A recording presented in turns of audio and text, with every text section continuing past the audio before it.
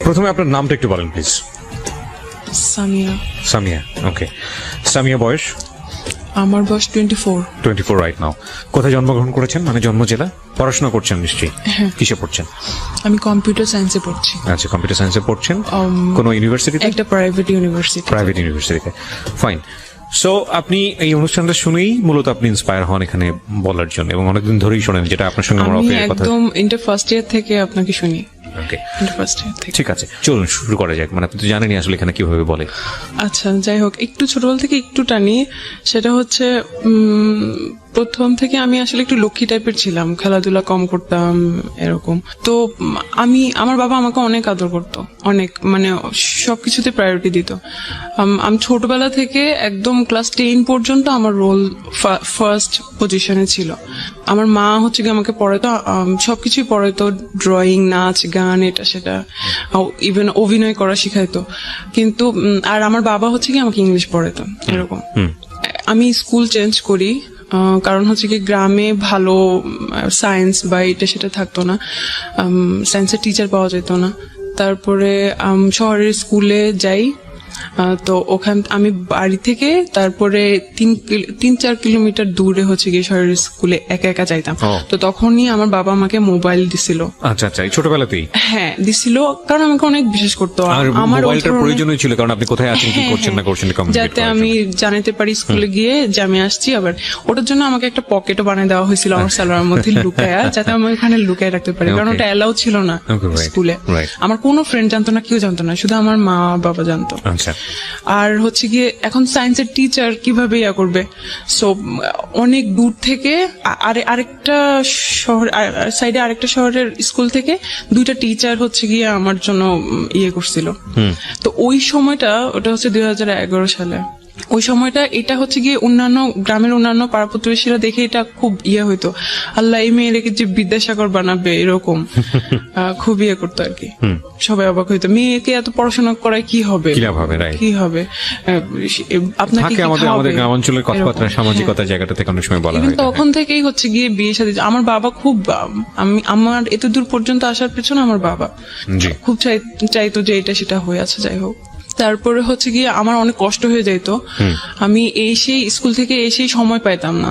আর তারপর 10-15 মিনিট সময় পাইতাম হয়তো খাওয়ার জন্য, তারপরে আবার 2টা টিচার চলে আসতো, আবার ওখানে বসতে হইতো, মানে এভাবে আমি খুব টায়ার্ড হয়ে যেতাম। তো আমার বাবা চিন্তা করলো যে ওখানে বাসা নেই, ওই শহরে ওখানে বাসা নেই, তারপর ওখানে আসা যাওয়া ইয়ে হবে, আর ওখানে ব্যাচে তখন তো অনেক টিচার পাওয়া যাবে ওখানে। তো ওখানে চলে গেলাম ক্লাস 10 বছর। ওখানে থেকেই হচ্ছে গিয়ে ইয়ে করলাম, আমার রেজাল্ট আল্লাহর রহমতে অনেক ভালো হইলো। তারপরে হচ্ছে গিয়ে যে গ্যাপটা আমার এসএসসির পরে, যে গ্যাপটা, ওই সময় যে মোবাইলটা আমাকে দিছিল ওই মোবাইলটা আবার নিয়ে গেছিল যখন আমি হচ্ছে গিয়ে শহরে যখন ছিলাম, তখন হচ্ছে নিয়ে গেছিল, কারণ ওটা তো দরকার ছিল। হ্যাঁ, তখন আমি আমার মায়ের ফোন থেকেই লাগলে দরকার হলে ইউজ করতাম। তারপরে হচ্ছে গিয়ে আবার ওইটা আমাকে ব্যাগ দিছিল, ওই ফোনটা। তখন আমার নতুন ফোন, আমি তো সব যাদের ফোন ছিল সবাইকে নাম্বার দিছি, আমি ফোন কিনছি, এই তো সবার সাথে কথা বলতাম, অনেক গল্প করতাম। তো যাদের সাথে আমি আবার একটু লক্ষ্মী টাইপের ছিলাম, বাট হচ্ছে গিয়ে এটা আমার ফ্যামিলিতে সবাই জানতো লক্ষ্মী টাইপের ছিলাম, কিন্তু ক্লাসে আমার অন্যরকম একটা চেহারা ছিল। আমি সবার সাথে একটু ঝগড়া করতাম আর কি, না মেয়েদের সাথে না, কিন্তু ছেলেদের সাথে আমার ঝগড়া লাগতো বেশি। আর ছেলেরা বলছে সারাক্ষণ ক্লাসের মধ্যে কাজ করে এরকম। তো কিন্তু যে ছেলের সাথে ঝগড়া লাগতো বা যে ছেলেরা সাথে আমি কথা বলতাম না, তাদের সাথেও আমি কথা বলা শুরু করলাম। আমার ফোনে জিজ্ঞেস করতাম, তোরা কই ভর্তি হবি, কিসে ফর্ম তুলছস, এরকম আর কি। তারপরে হচ্ছে গিয়ে এরকম। তো একটা সময় একটা রং নাম্বারে কল আসে, আমাকে বলে যে আমাকে সে চিনে, আমার স্কুলেরই বড় ভাই, মানে আগের ব্যাচের 2010 ব্যাচ। সো আমি বলছি আচ্ছা ঠিক আছে, কোত্থেকে নাম্বার পাইলেন, বললো হাবিজাবি বললো আর কি, মানে বুঝছিল মানে কি আমার ভাইয়ের কাছ থেকে না কোথা থেকে নিচে এসে কি, যাই হোক আমি এখন মনে করতে পারতেছি না। তো আমি খুব মানে গল্পবাদ ছিলাম আর মানে খুব টকেটিভ ছিলাম আর মানে সেই রকম কথাবার্তা বলতাম। আমার মা তেমন মানা করতো না কারণ হচ্ছে গিয়ে আমি পড়ার সময় পড়তাম, সবকিছুই আমার ভালো ছিল, কিন্তু ভাবতো যে বাসায় আমার বাবা বাসায় কিন্তু আমাদের ছোটবেলা থেকে টিভি নেই। আমার বাবা বলতো যে টিভি দেখলে ছেলে মেয়েদের পড়াশোনা নষ্ট হয় আর ছেলে মেয়েরা নষ্ট হয়ে যায়। ইভেন আমার নানা বাড়িতে আমাদের কখনো যাইতে দিত না, খুব অন্যরকম ছিল। আচ্ছা যাই হোক, তো বাসায় টিভি নাই, কিছু নাই। আচ্ছা থাক, ছেলে মেয়েদের তার ক্লাসমেটদের সাথে গল্প করুক, আমি আমার মায়ের সাথেই গল্প করা শুরু করলাম, এটা সেটা অনেক কাহিনী। তারপরে হচ্ছে গিয়ে কোনো প্রেমের কথা বলতাম না, অনেক গল্প, মানে কি কোথা থেকে আসে মানে অন্যরকম এইরকম আর কি। তো কথা ওই ছেলেটা, আমি তো এমনিতেই অনেক অনেক গল্প করতাম, কিন্তু ওই ছেলেটা একটু বেশি মানে আরো বেশি কথা বলতে চাইতো। তো সবসময় তো আমার বাবা থাকতো বা আমি অন্যান্য কাজ করতাম, এরকম কথা বলা পসিবল হতো না। আচ্ছা যাই হোক, তারপর আমার বাবা আমাকে ঢাকায় পাঠিয়ে দিল আমার এইচএসসির জন্য, কারণ আমার সবসময় আমার বাবারও ইচ্ছা ছিল ঢাকায় পড়াশোনা করব, বেশি ভালো পড়াশোনা করবো এরকম। তো ঢাকায় হোস্টেলে রাখে নাই কারণ আমি নষ্ট হয়ে যাব বা অন্য কিছু হতে পারে। তো তার বোনের বাসায় আমাকে রেখে দিল, ওখানে এসে বিশ্বাস করলো আর কি। তো ওখান থেকেই হচ্ছে আমার শুরু, মানে বাবা মা ছাড়া যেরকম মানে সব পেয়ে গেছি এরকম ফ্রিডম যেটাকে বলে। হ্যাঁ ফ্রিডম। ওরা, আমি আগে একটু বলি, ওরা আমার লোকাল গার্ডিয়ান, প্লাস ওরা আমাকে পড়াইতো, জানতো আমি অনেক ভালো স্টুডেন্ট। আর তাছাড়া আমি ক্লাস 7 থেকে 8 উঠার সময় আমি একবার আমার ফুফুর বাসায় 1.5 মাস ছিলাম। ওই 1.5 মাসে আমার ফুফাতো ভাই দেশে ছিল। আচ্ছা, সে এখন হচ্ছে গিয়ে বাইরে। তো আমার ফুফাতো ভাই, ফুফু, তারপর দুলা ভাইয়ের ভাই, উনিও আসতো এই বাসায়। সবাই মিলে একসাথে আমার ম্যাথ বই একদম, কেউ পাটিগণিত ধরতো, কেউ এই চ্যাপ্টার ধরতো, কেউ বীজগণিত ধরতো, কেউ জ্যামিতি ধরতো। একবার মানে ওই 1.5 মাসে আমার সব মানে কভার করে দিয়েছিল আর কি। তো যখন গেছি তখন আবার মানে পড়াশোনার জন্য অন্যরকম। তো 7 তারিখ, মেয়ের 7 তারিখ মেবি, আমার মনে পড়তেছে না, 2012 সালের আমার এসএসসি রেজাল্ট দিছিল। ওই দিনই হচ্ছে কি আমার ভাই দেশে আসছে বিয়ে করার জন্য। কোন ভাই? আমার ফুফাতো ভাই। যে ভাইটা আমার, যার বাসায় আপনি আছেন? হ্যাঁ, যে বাসায় আছি আর কি। তো হচ্ছে কি আমার রেজাল্ট দেখে এত খুশি হয়েছিল, মানে ওনারা সবাই আমাকে নিয়ে অনেক প্রাউড করতো। আর ওই মার্কশিটটা নিয়ে আমার সেই নতুন ভাবিকে দেখা, বলছে দেখো আমার বোন একদম সব সাবজেক্টে A+ পাইছে, শুধু একটুর জন্য ইস এরকম করতেছে, মানে উনি খুব এক্সাইটেড। যাই হোক, তো ওই ছেলেটার সাথে আমার কথা চলতেই আছে। ওই ছেলেটার একটা মানে আপনার স্কুলের সিনিয়র ভাই? হ্যাঁ। ওর নাম কি ছিল? তো ওর সাথে কথা চলতেছিল। ওর একটা সমস্যা হচ্ছে গিয়ে, ও হ্যাঁ বুঝতাম ও বেশি উইক হয়ে পড়তেছে। ও করতো কি, ও ফ্রি মিনিট কিন্তু, তারপরে হচ্ছে কি অনেক মেসেজ জমা হইতো, মিনিট দিয়ে তো কথা বলতো, কিন্তু মেসেজ তো আর পাঠানো হইতো না কাউকে। সো ওই 500 মেসেজ 600 মেসেজ, ওই সবগুলো মেসেজ ও একসাথে আমাকে পাঠিয়ে দিত। তো এটা আমার জন্য আমার খুব বিরক্ত লাগতো যে ও এইরকম করতেছে কিসের জন্য। কারণ হয়তো কি আমার কাজিন ছিল, ও কারণ ওর ফোন ছিল না, আমার ফোন ছিল। তো হচ্ছে গিয়ে কারো ফোন, মানে আমার ফোন ও ধরতে চাইতো, দেখতে চাইতো যে হ্যাঁ কি আছে বা একটা অন্যরকম সিকিউরিটি একটা ব্যাপার থাকে। হ্যাঁ, তো আমি হচ্ছে গিয়ে মানে সিকিউর ফিল করতাম না ও যদি দেখে ফেলে এরকম। তারপরে হচ্ছে গিয়ে আমি ওকে মানা করতাম যে এইগুলো কি ধরনের সমস্যা, এই সেই। তারপরে ওই দিন রাত্রে, ওই যেদিন বিয়ে ছিল, আচ্ছা সেদিন হচ্ছে গিয়ে বর বউ হচ্ছে গিয়ে যখন যায় না, মানে যে ঘরটা সাজানো থাকে ওই ঘরে যায় ছবি তোলার জন্য, তাদের পার্সোনাল ছবি তোলার জন্য বা রোমান্টিক ছবি তোলার জন্য। তো আমার ভাই আর ভাইয়ের বউকে হচ্ছে গিয়ে ওই রুমে পাঠানো হলো। তো আমরা কয়েকজন যাইতে চাইছিলাম আর কি ওই রুমে। তো একটা ছেলে ক্যামেরা গলায় ঝুলানো, সে বলতেছে না এদিকে যাওয়া যাবে না, এদিকে যাওয়া যাবে না। আমার না, আমি কিছুই বলি নাই, কারণ ওই বিয়ে নিয়ে আমি খুব এক্সাইটেড ছিলাম। আমি ফার্স্ট ওই বিয়েতে শাড়ি টাড়ি পরিয়ে আমি, কারণ অন্য কোনো বিয়েতে আমাকে যাইতে দেওয়া হয়নি, এটাই হচ্ছে গিয়ে প্রথম। তা আমি তাকে কিছুই বলি নাই, আমি জাস্ট মনে মনে বলতেছিলাম ভাব কি ক্যামেরাম্যান হয়ে তার মনে হয় আত্মীয় হচ্ছে আমার, আমি যেখানে খুশি সেখানে যাব, সমস্যা কোথায়। তো আমি তাকে ভাবলাম যে সে ক্যামেরাম্যান। তারপরে হচ্ছে গিয়ে একটু কি ওই ছেলেটাকে আমি এই ফার্স্ট দেখি। তারপরে হচ্ছে এদিকে রাত্রে যখন আমি আসি ফোন চেক করি, তারপরে দেখি যে সেই নাসির আমাকে এতগুলা মেসেজ পাঠাইছে, সব লাভ কোয়েটস। তারপরে আমি ওকে বলতেছি যে কি সমস্যা কি, মানে আমি তো বলছি যে আমি আজকে বিজি থাকবো, কথা বলতে পারবো না, প্লাস এগুলো কি। তারপর ওই দিনও আমাকে বলে যে আমি আসলে রিলেশন করতে চাই তোমার সাথে, এটা এভাবে আর কি প্রপোজ করে। ওকে, তো তোমার কি মাথা নষ্ট, আমি তো তোমাকে এখনো দেখি নাই। কারণ আমার ভিতরে এরকম কিছুই ছিল না, আমি তো শুধু গল্পের তালেই আছি, মানে আমার ও ধরনের কোনো ফিলিংস ছিল না, প্রেম করবো বা এরকম কোনো ইন্টেনশন আমার ছিল না। আমি তোমাকে এখনো দেখি নাই, তুমি কিরকম না কি উল্টাপাল্টা না দেখা কি বলছো। আচ্ছা ঠিক আছে, তাহলে একটা কাজ করি, আমরা ছবি পাঠাই, তুমিও পাঠাবো আমি পাঠাবো এট এ টাইম। তো MMS এ আমরা ছবি পাঠাইলাম একসাথে। ওর ছবিটা আমি যখন দেখলাম ভাই আমার ভালো লাগে নাই, ও কালো ছিল আর চিকনা চাকনা শুকনা টুকনা ছিল। তো somehow আপনি ইমপ্রেস হননি। ওকে, হ্যাঁ, যাই হোক, তারপর হচ্ছে আমি বলতেছিলাম যে না আমি রিলেশন করবো না, আমার ভালো লাগতেছে না। তো বলছে আচ্ছা ঠিক আছে, তাহলে সরাসরি দেখা করি, তাহলে হয়তো কারণ আমার ছবিতে হয়তো ভালো দেখা যাচ্ছে না বা সেখানটা। তারপরে হচ্ছে গিয়ে কিন্তু কথা চলতে আছে, কথা চলতেছে। তারপরে হচ্ছে গিয়ে একদিন দেখা করি, এমন একটা জায়গায় দেখা করি যে এই জায়গাটায় হচ্ছে গিয়ে আমার এই আত্মীয় ওই দিক দিয়ে হয়তো যাবে, ওই দিক দিয়ে যাবে, দেখতে পারবে, আমার কলেজেরই পাশে। তো আমি হচ্ছে গিয়ে মানে হাঁটতে হাঁটতে কথা বলি আর কি তার সাথে। তো তখনও আমার ভালো লাগে না। তার সাথে তার একটা মামা আসছিল, তার মামাকে মামা বলতে কি মানে ফ্রেন্ড টাইপের মামা থাকে না, ইয়াং মামা আর কি। তারপরে হচ্ছে কি আমার ওর থেকে ওর মামাকেই বেশি পছন্দ হয়েছে। আমি যে না দরকার নাই। তো আমি এই জিনিসটা হচ্ছে গিয়ে ততদিনে আমার ফ্রেন্ড হয়ে গেছে আমার কলেজে, আমি আমার ওই ফ্রেন্ডের কাছে শেয়ার করছি যে এই অবস্থা, কি করব। বলতেছে আচ্ছা একটা প্ল্যান করি। তো ও তো আসলে আমার এই জিনিস ছিল, ওর মাথায় আর কিরকম একটা বুদ্ধি আসবে। ও আমাকে বলতেছে যে আচ্ছা ওই ছেলেটাকে বল যে তুই কয়েকদিন পর মারা যাবে, তুই অসুস্থ হ্যান ত্যান। তো আমিও ওইটাই বলছি। বলার পরে হচ্ছে গিয়ে আমি চাই না বিশ্বাস করছে না বিশ্বাস করে নাই আমি চাই না। ও আমাকে বলছে আচ্ছা ঠিক আছে, তুমি যতদিন বাঁচো ততদিনই আমি থাকবো, ততদিন আমি ইগনোর করি আর কি ওকে, ভালো লাগে না আমি ইগনোর করি। তারপরে হচ্ছে গিয়ে তারপর মেসেজ দিয়ে যায় অনেক ইমোশনাল এটা সেটা।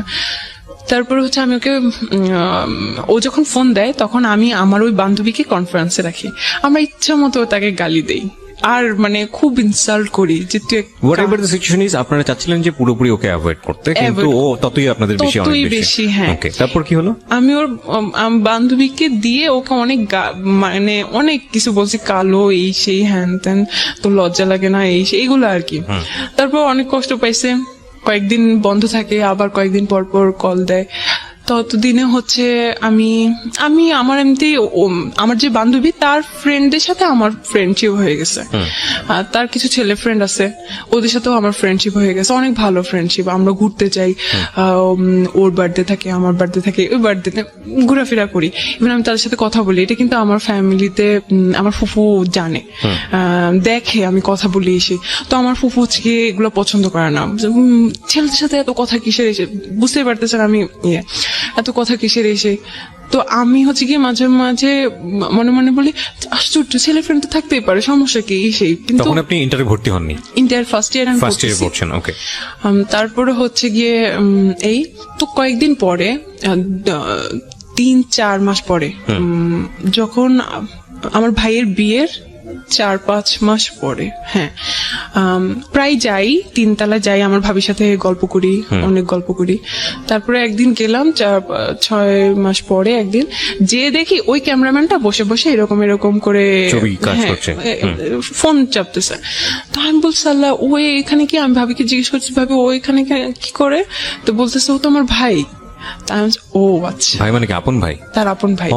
তা আমি বলতেছি যে ও তার আপন ভাই, কিন্তু আপনি যে ফুফু যে একটা ছবি দেখালো বাড়িতে নিয়ে গেল, ওইটা কে ছিল? বলছে ওটা আমার খালাতো ভাই ছিল। আচ্ছা, এটা হচ্ছে আমার আপন ভাই। আমি বলছি ও আচ্ছা, এর নাম হচ্ছে গিয়ে সজীব। তারপরে হচ্ছে গিয়ে আচ্ছা বুঝলাম। এই চিনলাম আর কি। তারপরে আমি আমার মতো করে কলেজ করতেছি, ফ্রেন্ডদের সাথে ঘোরাঘুরি করতেছি, আড্ডা দিতেছি, পড়াশোনা করতেছি, সব আমার মতো করেই চলতেছে। মাঝে মাঝে ফুফু বকা দেয়, এটা সেটা আছে, যাই হোক।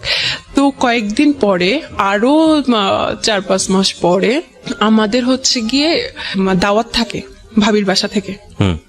দাওয়াত থেকে আমাদের সবাইকে দাওয়াত দিছে। সেদিন আমার হচ্ছে গিয়ে কোচিং থাকে, ব্যাচ থাকে 3টার দিকে। তো এমন সময় ওরা যাবে, ওরা আগেই বের হয়ে যাবে। তো আমি হচ্ছে গিয়ে বলছি যে আমি চাইতে পারবো না, আমি কোচিং থেকে তাহলে যাবো। বলছে আচ্ছা ঠিক আছে, তাহলে তুই কোচিং থেকে যাস, আমরা সবাই বাসা থেকে বের হই, কারণ বাসায় তো কেউ থাকবে না। তারপর সবাই ভাবির বাসায় চলে গেল, আমি কোচিং এ চলে গেলাম। আমি কোচিং থেকে যে এখন যাব, আমি এখন লোকেশন চিনতেছি না, কারণ আমি তো একা একা যাইতেছি। তারপরে হচ্ছে গিয়ে আমি ফোন দিলাম ভাবিকে যে কোথায় এটা। ফোন ধরছে সেই সজীব ভাইয়া। ফোন ধরার পরে আমি বলতেছি ভাইয়া জায়গাটা কোথায়, আমি তো একা আসতেছি, আমি চিনছি না। তো বলতেছে যে এখানে আসেন, এই জায়গায়। তো আমি গেলাম, নর্মাল কথাবার্তা। তারপরে হচ্ছে গিয়ে ঘুরলাম ফিরলাম, আচ্ছা যাই হোক। এর ফাঁকে কয়েকদিন পরে আমার ইন্টার ফার্স্ট ইয়ার ফাইনাল পরীক্ষা দিলাম। দেওয়ার পরে আমি চিন্তা করলাম যে আমি এখানে আসলে পড়াশোনা করতে পারতেছি না। আমার 2টা ভাগ্নি আছে না, ওরা অনেক ফ্রেন্ডলি, ডিস্টার্ব তেমন না, মানে আমি ফিল করতেছিলাম আর কি যে ডিস্টার্ব হচ্ছে বা আমি ভালোভাবে পড়াশোনা করতে পারতেছি না। তো আমার বাবা চিন্তা করলো যে আচ্ছা ঠিক আছে, যে যদি রেজাল্ট ভালো না করে তাহলে ঢাকায় এত কষ্ট করে টাকা পয়সা খরচ করে কি। তো আমার বাবা কি করছে, আমার জন্য একটা বাসা নিছে। আবার বাসা নিছে, ওখানে হচ্ছে গিয়ে আমার মা কয়েকদিন পর পরে আসে, অল্টারনেট করে, কয়েকদিন আমার মা আসে, কয়েকদিন আমার বাবা আসে, কারণ বাসায় তো আরো আমার ভাই বোনরা আছে, ওদের পড়াশোনা আছে। তারপরে আপনাকে একা বাসায় দিল বাড়িওয়ালা? হ্যাঁ, আমার বাবা মা তো যায়। ও আচ্ছা, মানে অল্টারনেট করে, হ্যাঁ ফ্যামিলি বাসা। তারপরে হচ্ছে গিয়ে যদি আমার বাবা মা না যেতে পারে, আমার বড় একটা আপুকে পাঠিয়ে দেয়, মানে অল্টারনেট করে কেউ থাকে। আর সব সময় থাকার জন্য আমাদের একটা এখন কাজের মেয়ে বলবো না, কারণ ও আমাদের বোনের মতো হয়ে গেছে, একদম ছোটবেলা থেকে ওকে সাপোর্ট করতে আপনাকে। তো ওকে পাঠিয়ে দিছে, কারণ যাতে খাওয়া দাওয়া, জামা কাপড় ধোয়া, এভরিথিং যাতে ও করে, আমি যাতে শুধু পড়াশোনা করতে পারি। আমার হচ্ছে টেস্ট পরীক্ষার কিছুদিন আগে হচ্ছে কি আমি ফেসবুক আইডি খুলি, মানে ওর সাথে কথা হয়, একটু কথা হয়, বেশি একটা কথা বলি না। আমি ওকে বুঝাই যে না এটা হবে না, আমি পারবো না। তার বলছে আচ্ছা ঠিক আছে, আমি তোমার সাথে একটু কথা বলি। মানে ও অনেক হেল্পলেস ছিল। আচ্ছা যাই হোক, হেল্পলেস বলতে ও অনেক ইমোশনাল ছিল, কিন্তু কিছু করতে পারতেছে না বলে অ্যাটলিস্ট চাইতো যে অ্যাটলিস্ট তাহলে কথা বলি, এরকম। যাই হোক, তারপরে আমি ফেসবুক আইডি খোলার পর তো এখন আরো খুশি। হ্যাঁ, ফেসবুকে আমার একে তাকে হচ্ছে গিয়ে অ্যাড করা শুরু করছি। দেন আমি ভাবিকে বলে আমার ফেসবুক আইডি খুলছি, রিকোয়েস্ট দিছে আপনি ইয়া করেন। ইভেন ভাবির আইডি থেকে আমি কেউ রিকোয়েস্ট পাঠাইছি, বলতেছে যে কে রিকোয়েস্ট পাঠানোর পরে আমি বলছি যে এরকম আমি আপনার আপুর ননদ। তো বলছে আচ্ছা ঠিক আছে, একটু কি কথা হয়েছে। তারপরে আমার রেজাল্ট দিল, আলহামদুলিল্লাহ ভালো। আমি মেডিকেলের জন্য প্রিপারেশন নিতে থাকলাম।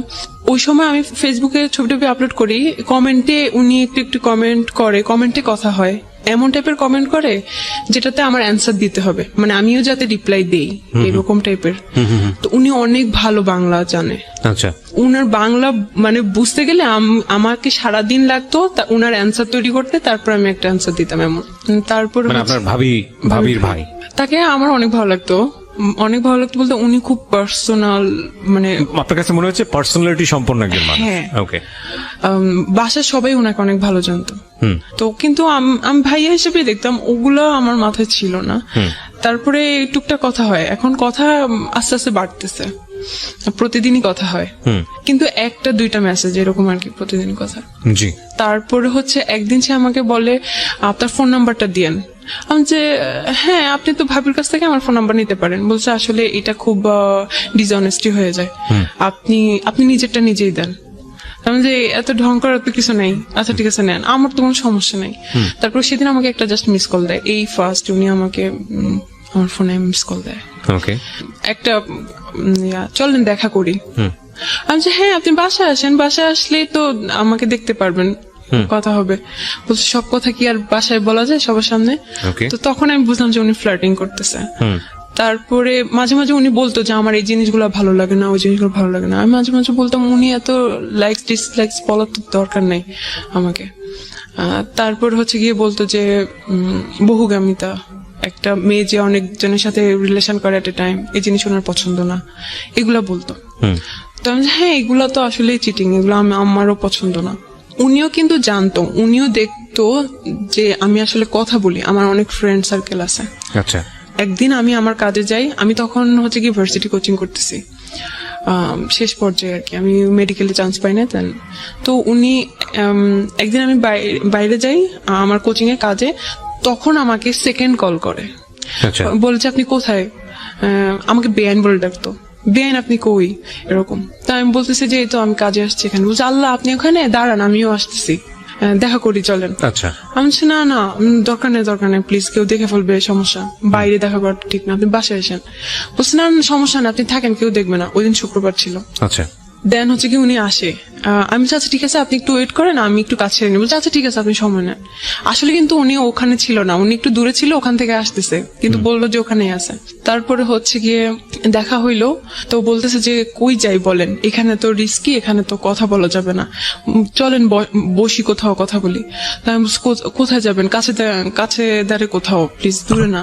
তো উনি বল চলেন কলাবাগান যাই। ফার্স্ট আমি কলাবাগানের নাম শুনি, ওকে, ঢাকার কলাবাগানের নাম শুনি, কলাবাগানের নাম শুনি। আচ্ছা। হ্যাঁ, তারপরে উনি হচ্ছে গিয়ে একটা বাস নেয়। আমি বাসে কেন যাইতে হবে এত দূরে, তাইলে তা আমি ভাবছি যে আচ্ছা ঠিক আছে কাছে কোথাও। তারপর আচ্ছা ঠিক আছে, এখন বাস যাইতে আছে আসতেছে না। তারপর আমি বলতেছি যে কি ব্যাপার এত দূরে কেন? বলছে আরে সমস্যা নেই চলে আসবে, এখন জ্যাম তো রাস্তায়, হ্যান ত্যান এসে এগুলো বলতেছে। শুক্রবারে কিন্তু কোনো জ্যাম ট্যাম ছিল না, বা উনি মানে উল্টাপাল্টা বুঝাইতেছে আর কি। তো উনি এর আগে আমাকে বলছিল যে বেআইন একটা গার্লফ্রেন্ড জোগাড় করে দিয়েন, এই সেই হ্যান ত্যান। তো আমি বলতেছি আমার একটা ফ্রেন্ড আছে, প্রেম করবেন, একটা নাম ওকে আমি বললাম, ছবি দিলাম কি ওর সাথে আমার ছবি আমি ফেসবুকে অলরেডি আপলোড করছিলাম। মানে এটা তো আলটিমেটলি আপনার ফ্রেন্ড আপনাকে বলে না যে সে কারোর সঙ্গে লাভ করবে, আপনি এমনিতেই এটা বলেছেন। আমি ওকে বলতেছি করবেন নাকি, তা আমি ওকে বলবো এরকম। তো বলতেছে যে আমি ওকে বলছি যে আমার এরকম একটা বেআই আছে এরকম, বলছে ওরে দিস আমাকে, মানে দেখি কথা বলি, আগে ফেসবুক আইডি দিস, আমাকে বলিস রিকোয়েস্ট পাঠাতে। এখন তার ইগোতে প্রবলেম, কেন আমি রিকোয়েস্ট পাঠাবো, তাকে বললেন আমার কথা, সে জানি আমাকে রিকোয়েস্ট পাঠাবো। আমি এটা কোনো কথা, আপনি প্রেম করবেন আপনি নিজে থেকে যাই করেন, আমি এত কিছু করতে পারবো না। ওকে, তারপর এটা কি আপনার ফ্রেন্ডকে বলা ছিল নাকি জাস্ট আপনারা নিজেরাই কথোপকথন না করছেন? না আমি আমার ফ্রেন্ডকেও বলছি যে আমার একটা বেআই আছে এরকম সে এরকম, তোমার ব্যাপারে ইন্টারেস্টেড। হ্যাঁ তোকে পছন্দ করে, প্রেম করবি। তো বলছে ওকে আমাকে মেসেজ পাঠাতে বললো। তারপর আমি বলছি যে প্লিজ আপনি হাই পাঠান, তাইলে কথা বা রিকোয়েস্ট পাঠান। তো সে মনে হয় রিকোয়েস্ট পাঠাইছে কিনা আমি আসলে ভুলে গেছি, রিকোয়েস্ট পাঠাইছে মনে হয়, ও মনে হয় অ্যাকসেপ্ট করে নাই বা মেসেজের আসে বা এরকম কিছু একটা, যাই হোক। ওকে, তারপরে হচ্ছে গিয়ে তো যখন বাসে আমরা পাশাপাশি বসে আছি তখন হচ্ছে গিয়ে বলছে আপনার সেই ফ্রেন্ডটাকে আবার দেখি। তো আমি হচ্ছে কি মোবাইল নিয়ে এভাবে দেখাইতেছি আর কি, দেখেন সে কি করতেছে, মোবাইলটা কেমন যেন একটু হাতাহাতি, আমার মোবাইল টেনে নিয়ে উনি আরো ছবিগুলা চেক করতেছে। আমি বলছি ভাই এটা কি ধরনের, আপনি আমার হাতে থাকুক, আপনি এভাবে দেখেন। তারপরে আরো ছবি যে চেক করতেছে, ওখানে আমি সহ যে ছবিগুলা ওগুলাকে ভালো করে জুম করে করে আমার ছবিগুলো দেখতেছে। হ্যাঁ এই মেয়েটাও ভালো। তারপরে হচ্ছে গিয়ে আমি বলছি দেখেন ভালো লাগতেছে না, আপনি ফোন দেন বলে নিয়ে গেছি আমি এরকম, যাই হোক। তারপর ওখানে নামছি, নেমে দেখি এটা হচ্ছে ধানমন্ডি লেক আমি চিনি, ওটাকে রবীন্দ্র সরোবর বলে। আমি আমার মামা আর মামার গার্লফ্রেন্ডের সাথে ওখানে গেছিলাম। তারপরে হচ্ছে গিয়ে আপনি আমাকে ধানমন্ডি লেকে নিয়ে গেছেন, বলছে আপনি জানেন না এটাকে কলাবাগান বলে। এসে বলছে না আপনি তো আমাকে বলেন নাই। তারপর আচ্ছা যাই হোক, বলছে আচ্ছা ঠিক আছে একটু থাকি তারপর চলে যাবো। আমি আপনি আমাকে এত দূরে নিয়ে আসছেন, আমাকে এখনই যাইতে হবে, এরকম আমি করতেছি। তারপর হচ্ছে গিয়ে ওখানে আমরা 10-15 মিনিট বসি, ওখানে যে বসি আমার মুখে মুখোশ দেওয়া ছিল। তো উনি বলছে আমি এরকম মুখ না দেখে কথা বলতে পারি না। উনি খুব কেমন যেন, মুখোশ না বলে নিকাব বলি, হ্যাঁ নিকাব ছিল, মুখোশ সাউন্ড ব্যাড। তারপরে হচ্ছে গিয়ে বলছে আমি এভাবে না দেখে কথা বলতে পারি না। আমি আপনার সমস্যা কি, আপনি এরকম করতেছেন কেন, এরকম হাতাহাতি করতেছেন কেন, আমার কাঁধের উপর হাত দিতেছে। সমস্যা কি আপনি, ওনার সাথে বয়সের ডিফারেন্স কত ছিল আপনার? ওনার সাথে বয়সের ডিফারেন্স হচ্ছে আমার 4 বছরের ছিল, কিন্তু একাডেমিক ভাবে ওনার বয়সের আমার সাথে ছিল 6 বছরের। ওকে, তারপরে হচ্ছে গিয়ে যে ভাই আপনি এরকম করতেছেন কিসের জন্য। তারপর উনি মনে কিছু বলতে চাচ্ছে কিন্তু কিছুই বলতেছে না, ওনার অ্যাটিটিউড গুলো আমার ভালো লাগতেছে না। আমি খুব করি, আপনি এখন যাবেন, আমার দেরি হয়ে যাইতেছে, ফুপু বকা দিবে। তারপরে হচ্ছে কি উনি একটা সিএনজি নেয়, সিএনজিতে করে আমরা যাচ্ছি, যাওয়ার সময় এখন সিএনজিতে সে আমার হাত ধরে, শক্ত করে ধরে রাখে। আমি এখন হাত ছোড়াছুড়ি করতেছি যে আপনি ছাড়েন, এমন করতেছেন কেন, আমার ভালো লাগতেছে না। তো বলছে আমার দিকে তাকাও। ওই ফার্স্ট উনি আমাকে তুমি করে বলছে, এর আগে কিন্তু আপনি আপনি করে বলতো। তারপরে হচ্ছে গিয়ে আমি দিকে তাকাও বলে হচ্ছে গিয়ে আমার হাত ওনার বুকের উপর রেখে বলতেছে, কিছুই বলতেছে না, বলতেছে ওনার দিকে তাকাইতে। আমি তাকাই দেখি যে ওনার চোখ অনেক লাল হয়ে আছে, মানে একটু পানি পানি হয়ে আছে। সিএনজি ওয়ালা তখন কি করছিল? ড্রাইভ করছিল না পিছনে? হ্যাঁ, সিএনজি ওয়ালা তো ড্রাইভ করতেছিল, এটা পিছনেই আর কি। তো আমি একটা কথা বলি, আমরা এই সবসময় তৃতীয় পক্ষ অস্বীকার করি, মানে খুব বিশেষ বিশেষ কিছু মোমেন্ট ঘটে যায় আমাদের লাইফে, প্রত্যেকের জীবনে হয়তো বা এই বিষয়গুলো আছে কম বেশি, রিক্সা এবং হচ্ছে সিএনজি, এবং আমরা সবসময় থার্ড পার্টি যেটা থাকে, যিনি রিক্সা চালাচ্ছেন কিংবা যিনি সিএনজি ড্রাইভ করছেন তাকে অস্বীকার করি এবং মনে করি যে ও কিছুই বোঝে না, ও কিছুই জানে না, ও এসবের একেবারে ইনভলভ না। কিন্তু আমার কাছে মনে হয় যে ও সব বিষয়গুলো খেয়াল করে। তো এটা আসলে এরকম সিনারি আমার কাছে মনে হয় যে ওই যে বলা হয় না, আমরা ছোটবেলায় দেখতাম যে গাড়িতে ওঠার পরে যে চালকের সঙ্গে কথা বলবেন না। কথা কেন বলবো না? কারণ এটা কথা বললে তার কনসেন্ট্রেশন নষ্ট হতে পারে, এটা অ্যাক্সিডেন্ট ঘটে যেতে পারে। তো আমার কাছে কেন জানি মনে হয় এইরকম সিচুয়েশন সিএনজি কিংবা রিক্সাতে ঘটানো, এটা কথা বলার চাইতেও ভয়ঙ্কর রকমের দুর্ঘটনার মুখোমুখি আমরা হয়ে যেতে পারি, কারণ তখন ফুল কনসেন্ট্রেশনটা তার পিছন দিকে চলে আসে। সো এগুলো না করাটাই বেটার। ওকে, যাই হোক, বলেন তারপর হচ্ছে গিয়ে তো আমি বুঝলাম যে আসলে উনি রিলেশন করতে চাচ্ছে বা উনি আমাকে পছন্দ করে এরকম কিছু, বাট উনি কিন্তু এরকম মুখে কিছুই বলে নাই, শুধু চোখ লাল এটা দেখাচ্ছে। হ্যাঁ, আমি নিজেই সব বুঝে নিছি, এরকম একটা অবস্থা। তা আমি জাস্ট ওনাকে একটাই কোশ্চেন করছি যে এটা কিভাবে সম্ভব, আপনি কি পাগল হয়ে গেছেন, এটা কিভাবে সম্ভব, আমাকে তো মেরে ফেলবে, সিডর হয়ে যাবে, ঘূর্ণিঝড় হয়ে যাবে বাসায়। তারপর বলতেছে আমি সবকিছু ম্যানেজ করবো।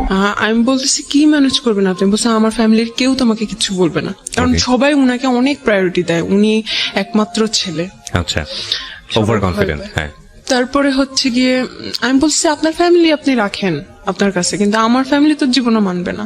বলছে আমি ওটাও ম্যানেজ করব একদিন। আচ্ছা। তারপরে হচ্ছে গিয়ে এভাবেই চলতে থাকলো। আমি বাসায় গেলাম, বাসায় গিয়ে আমি চিন্তা করতেছি যে আসলে আমি কি করব, কি করতেছি।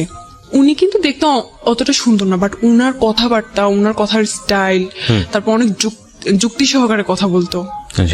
আপনি ওনার পার্সোনালিটি আপনার ভালো লাগতো? আমার খুবই ভালো লাগতো।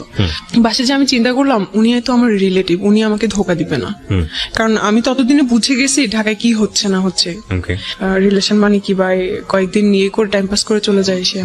আমি বলছি উনি আমাকে হয়তো ধোকা দিবে না, ওনার কাছে আমার প্রায়োরিটি থাকবে, ছেড়ে যাবে না। এই তাছাড়া উনি, ওনার সাথে আমার বয়সে ভালোই ডিফারেন্স আছে, উনি ভালোভাবে স্টাবলিশ হতে পারবে, হয়তো আমি ভালো থাকবো। এই চিন্তা করে আমি শুরু হইলো রিলেশন। মানে আপনি ওকে করলেন ফাইনালি? ঠিক আছে, ঠিক আছে, আমার দিক থেকে ওকে। তখন আপনি ইন্টার সেকেন্ড ইয়ারে পড়ছেন না ফার্স্ট ইয়ারে? তখন হচ্ছে গিয়ে ইন্টারমিডিয়েট শেষ, আমি ভার্সিটিতে ভর্তি হব আর কি নভেম্বর। মানে অ্যাডমিশন টেস্টের জন্য প্রিপারেশন নিচ্ছেন ওই সময়টাতে? হ্যাঁ, পরের দিনই আমরা ঘুরতে যাই কোথাও। আমি তখনও বুঝে উঠতে পারি নাই জিনিসটা কি, একটা পাবলিক প্লেসে একটা পার্ক, বাট রাস্তা আর কি ভিতরের দিকে না, রাস্তার দিকে মানুষ যাওয়া আসা করতেছে, অনেকে জগিং করতেছে, এই সেই। ওই জায়গায় সে আমাকে টান দিয়ে ধরে হচ্ছে গিয়ে ফার্স্ট কিস করে। আমি খুব শকড হই, মানে আমি খুবই লজ্জা পাই, আমার হাত পা তখন কাঁপতে থাকে, খুবই অবস্থা খারাপ, কারণ আমি তখনও ভাইয়া ডাকি, আমি 3 মাস পর্যন্ত ভাইয়াই ডাকতেছিলাম। Basically he was super fast, এবং আপনার জায়গা থেকে আপনি একদম, হ্যাঁ, আমি খুব মানে শক হই আর কি। যাই হোক, ফার্স্ট থেকে আমি দেখছিলাম উনি খুব অন্যদিকে আর কি। তো আমি ভাবছি, উনি বলতো যে ইন্টেন্স গুলো ভালো লাগতো না, কিন্তু তারপর দিকে আমি চিন্তা করতাম আচ্ছা ঠিক আছে, সে তো আমার বয়ফ্রেন্ড, বা আচ্ছা ঠিক আছে, আমি পরে এটাকে আবার ইজি ভাবে নিতাম, কিন্তু ফার্স্ট ভালো লাগতো না। পরে তারপরে হচ্ছে গিয়ে কথাবার্তা হয়, সবই ভালো, ঠিক আছে। 2 মাস পরে সে না অন্যদিকে কথাবার্তা বলে, অন্য কিছু চায় আর কি। তো আমি বলতেছি ঠিক আছে, আপনি তাহলে আমাকে বিয়ে করেন। তো বলতেছে যে বিয়ে কি, বিয়ে জিনিসটা কি? বিয়ে কি মানে? বলতেছে যে আমি যদি বলি হ্যাঁ, তুমি যদি রাজি থাকো, তাহলে এটাই বিয়ে, এটাই।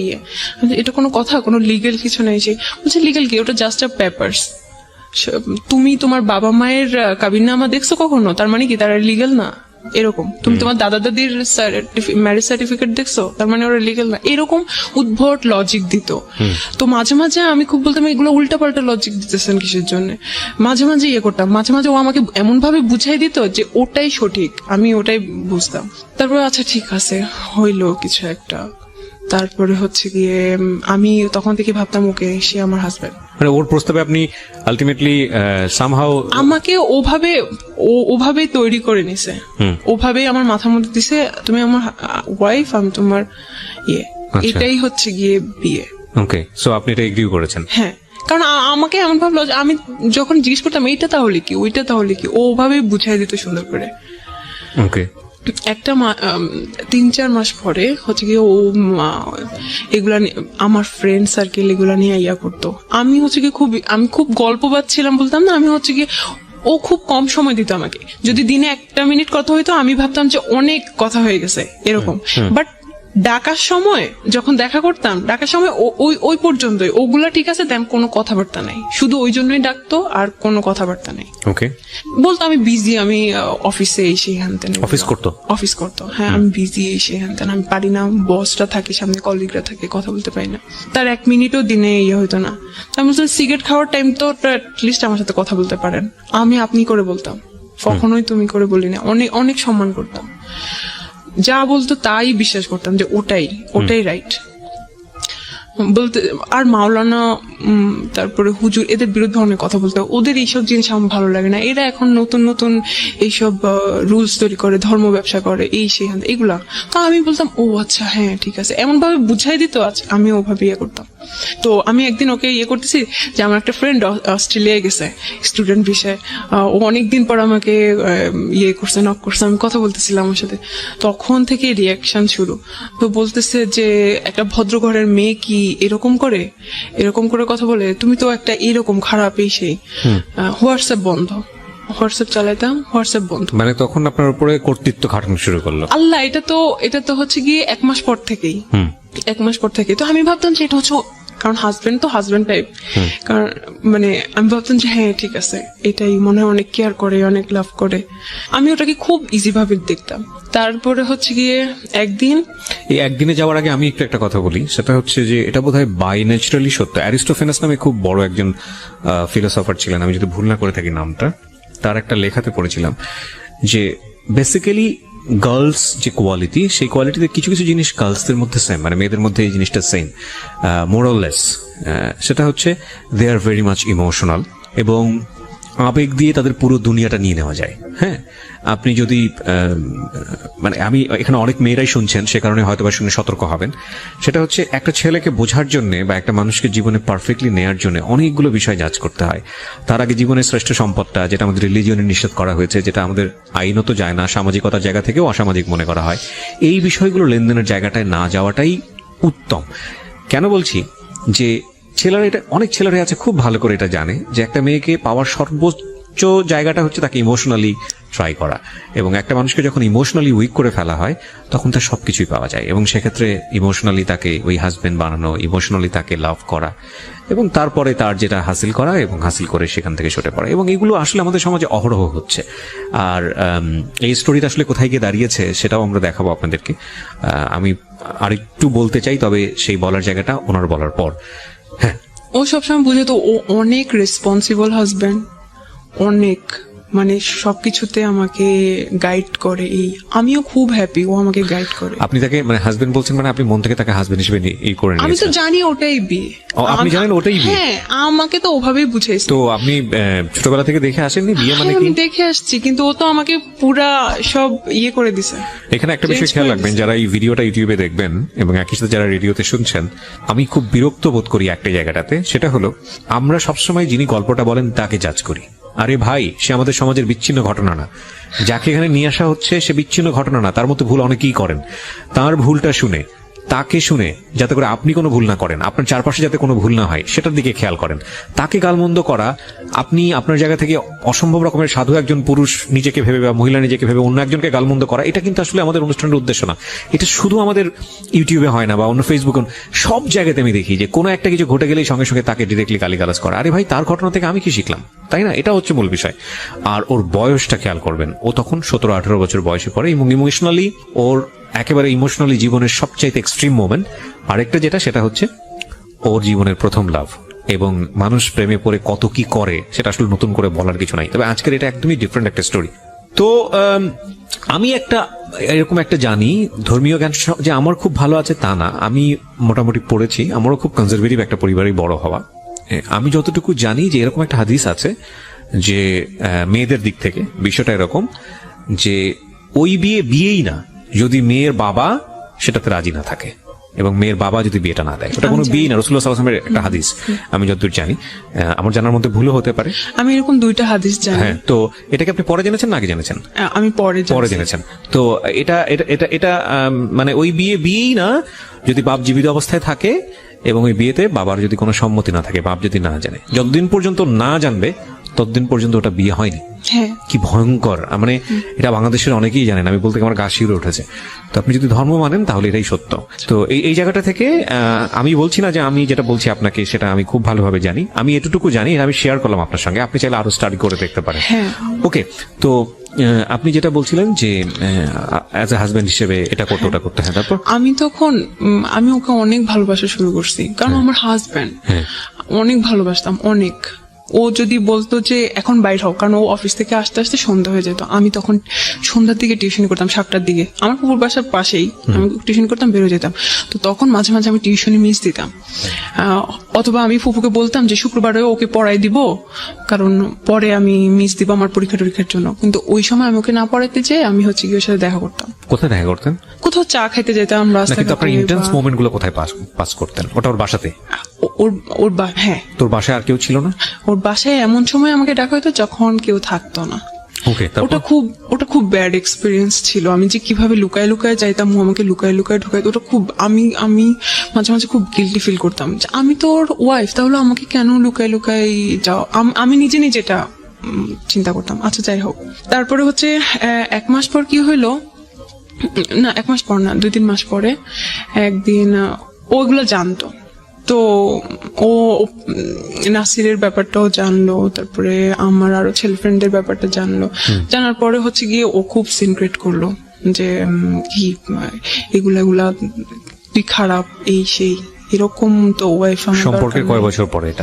এটা 3-4 মাস পরে। 3-4 মাস পরই? ওকে, 4 মাসও হয় নাই মনে হয়, 3 মাস পরে। ও একদম রাখবেই না ভাই। আমি ওই দিন কোন ছেলের জন্য আমি এতটা কান্না করছি, আমার শুধু মনে পড়ে আমি আমার দাদুর মৃত্যুতে এত কান্না করছি। আমি ওর পায়ে ধরে বলতেছিলাম, ও আমাকে ওই দিন আমি চেয়ারে বসাছিলাম, ও হচ্ছে চেয়ারটা ধাক্কা দিছে, যে অনেক ক্রেজি হয়েছিল, আমি চেয়ার থেকে পড়ে গেছি। তারপর আমি ওর যে পা ধরতেছি, please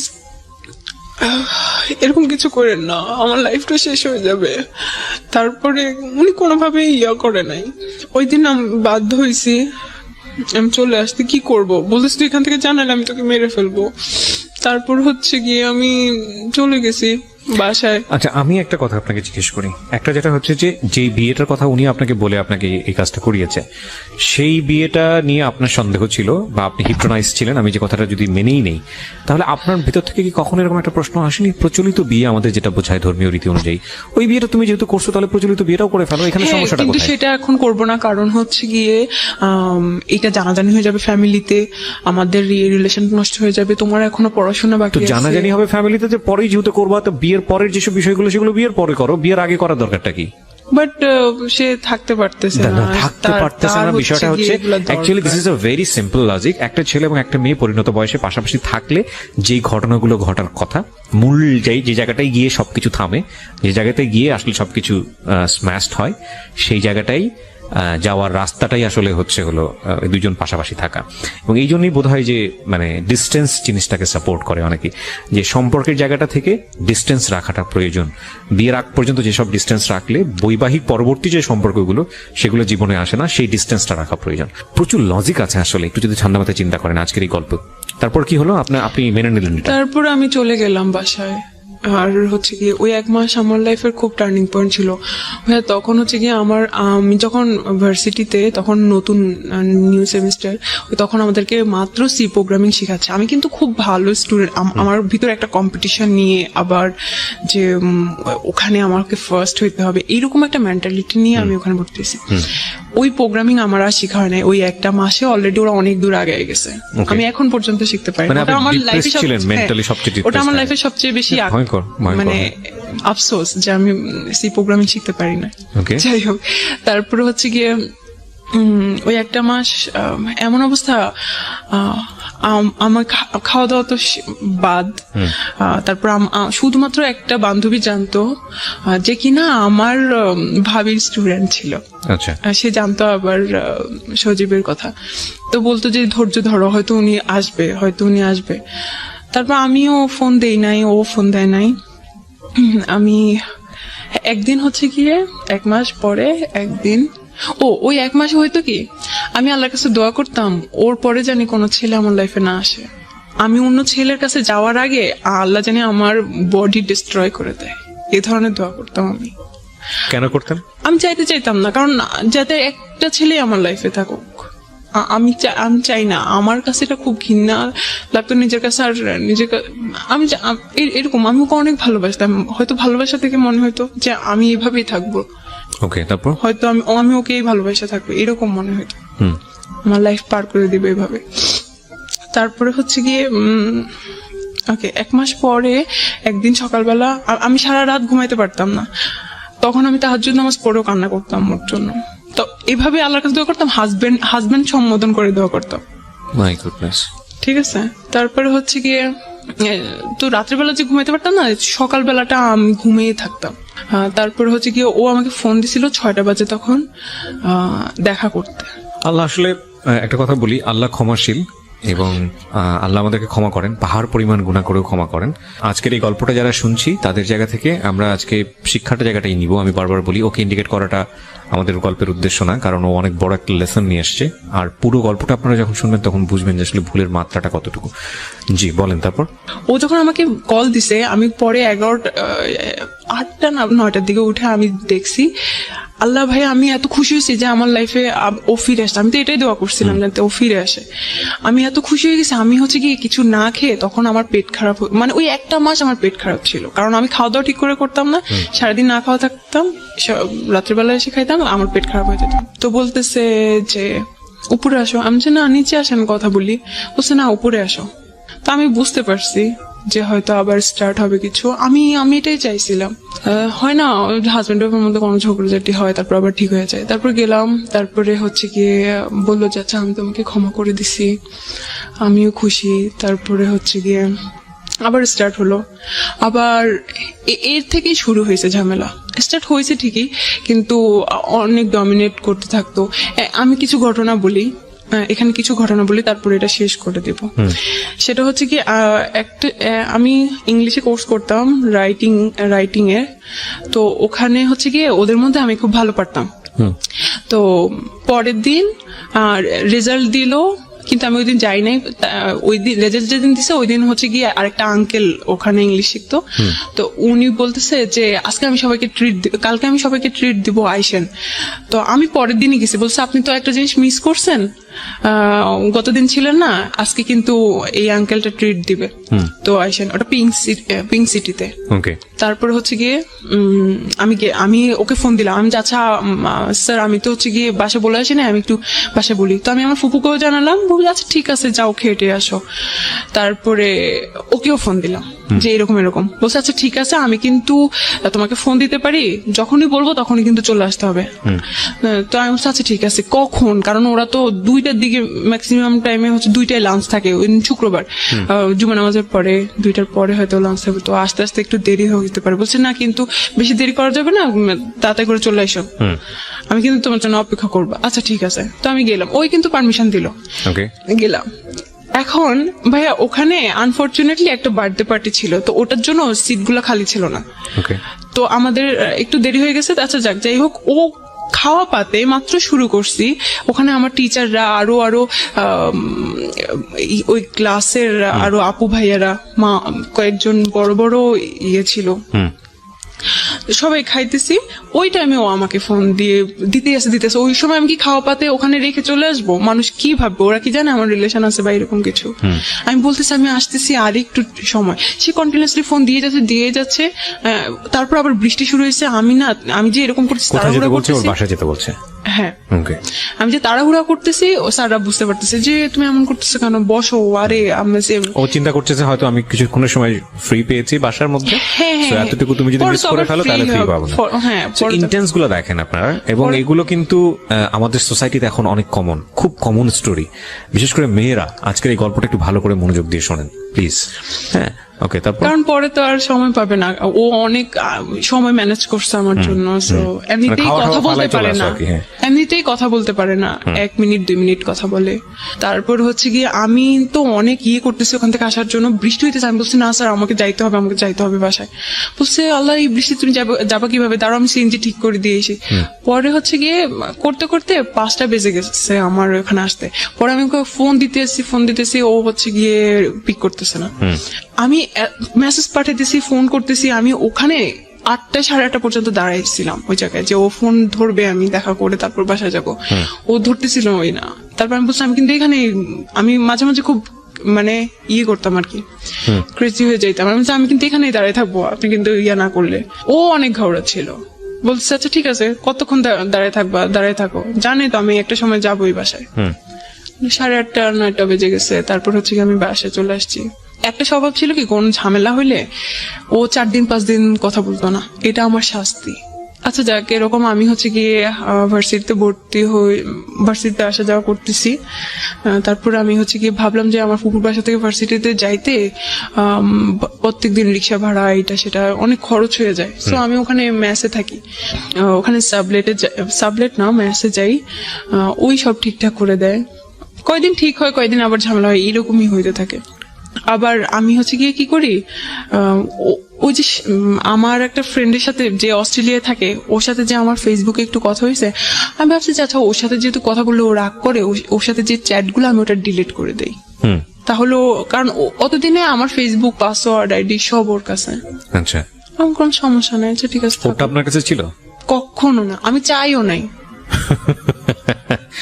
The most common case of our society, মানে আমি বাবারা বলছি, মেয়েরা একটু ভালো করে শোনেন এবং ইউটিউবে যারা দেখছেন দেখেন, এগুলো আমাদের জীবনে খুব খুবই কমন ঘটনা আজকাল, কিন্তু এগুলোর পরিণতি ভালো হয় না। এবং খুব আনফরচুনেটলি এই জিনিসগুলো আমরা বুঝে না বুঝে অতি ভালোবাসা দেখাতে গিয়ে এই জিনিসগুলো করে ফেলি। একটা জিনিস খেয়াল রাখবেন, যেই লাভের রেসপেক্ট নাই, যেই লাভে দুজনের প্রতি সম্মান নাই, স্যাক্রিফাইস নাই, ফিউচার নিয়ে চিন্তা নাই, শুধুই এই ধরনের অনৈতিক সম্পর্ক যেখানে ঘুরে ফিরে এবং ইন্টারেস্টটা যদি ক্লিয়ারলি বোঝা যায়, তাহলে সেখানে ডুবে থাকা হলো আফিম খেয়ে যেরকম মানুষ ঘোরের মধ্যে থাকে, বিষয়টা আসলে এরকম। এবং ডেফিনেটলি এটা মেয়েদের জায়গা থেকে খুব বেশি হয়। আফিমটা যতটা পাওয়ারফুল, তার চেয়ে তো কয়েকশো গুণ পাওয়ারফুল বোধ হয় তাদেরকে ইমোশনালি ব্ল্যাকমেইল করলে।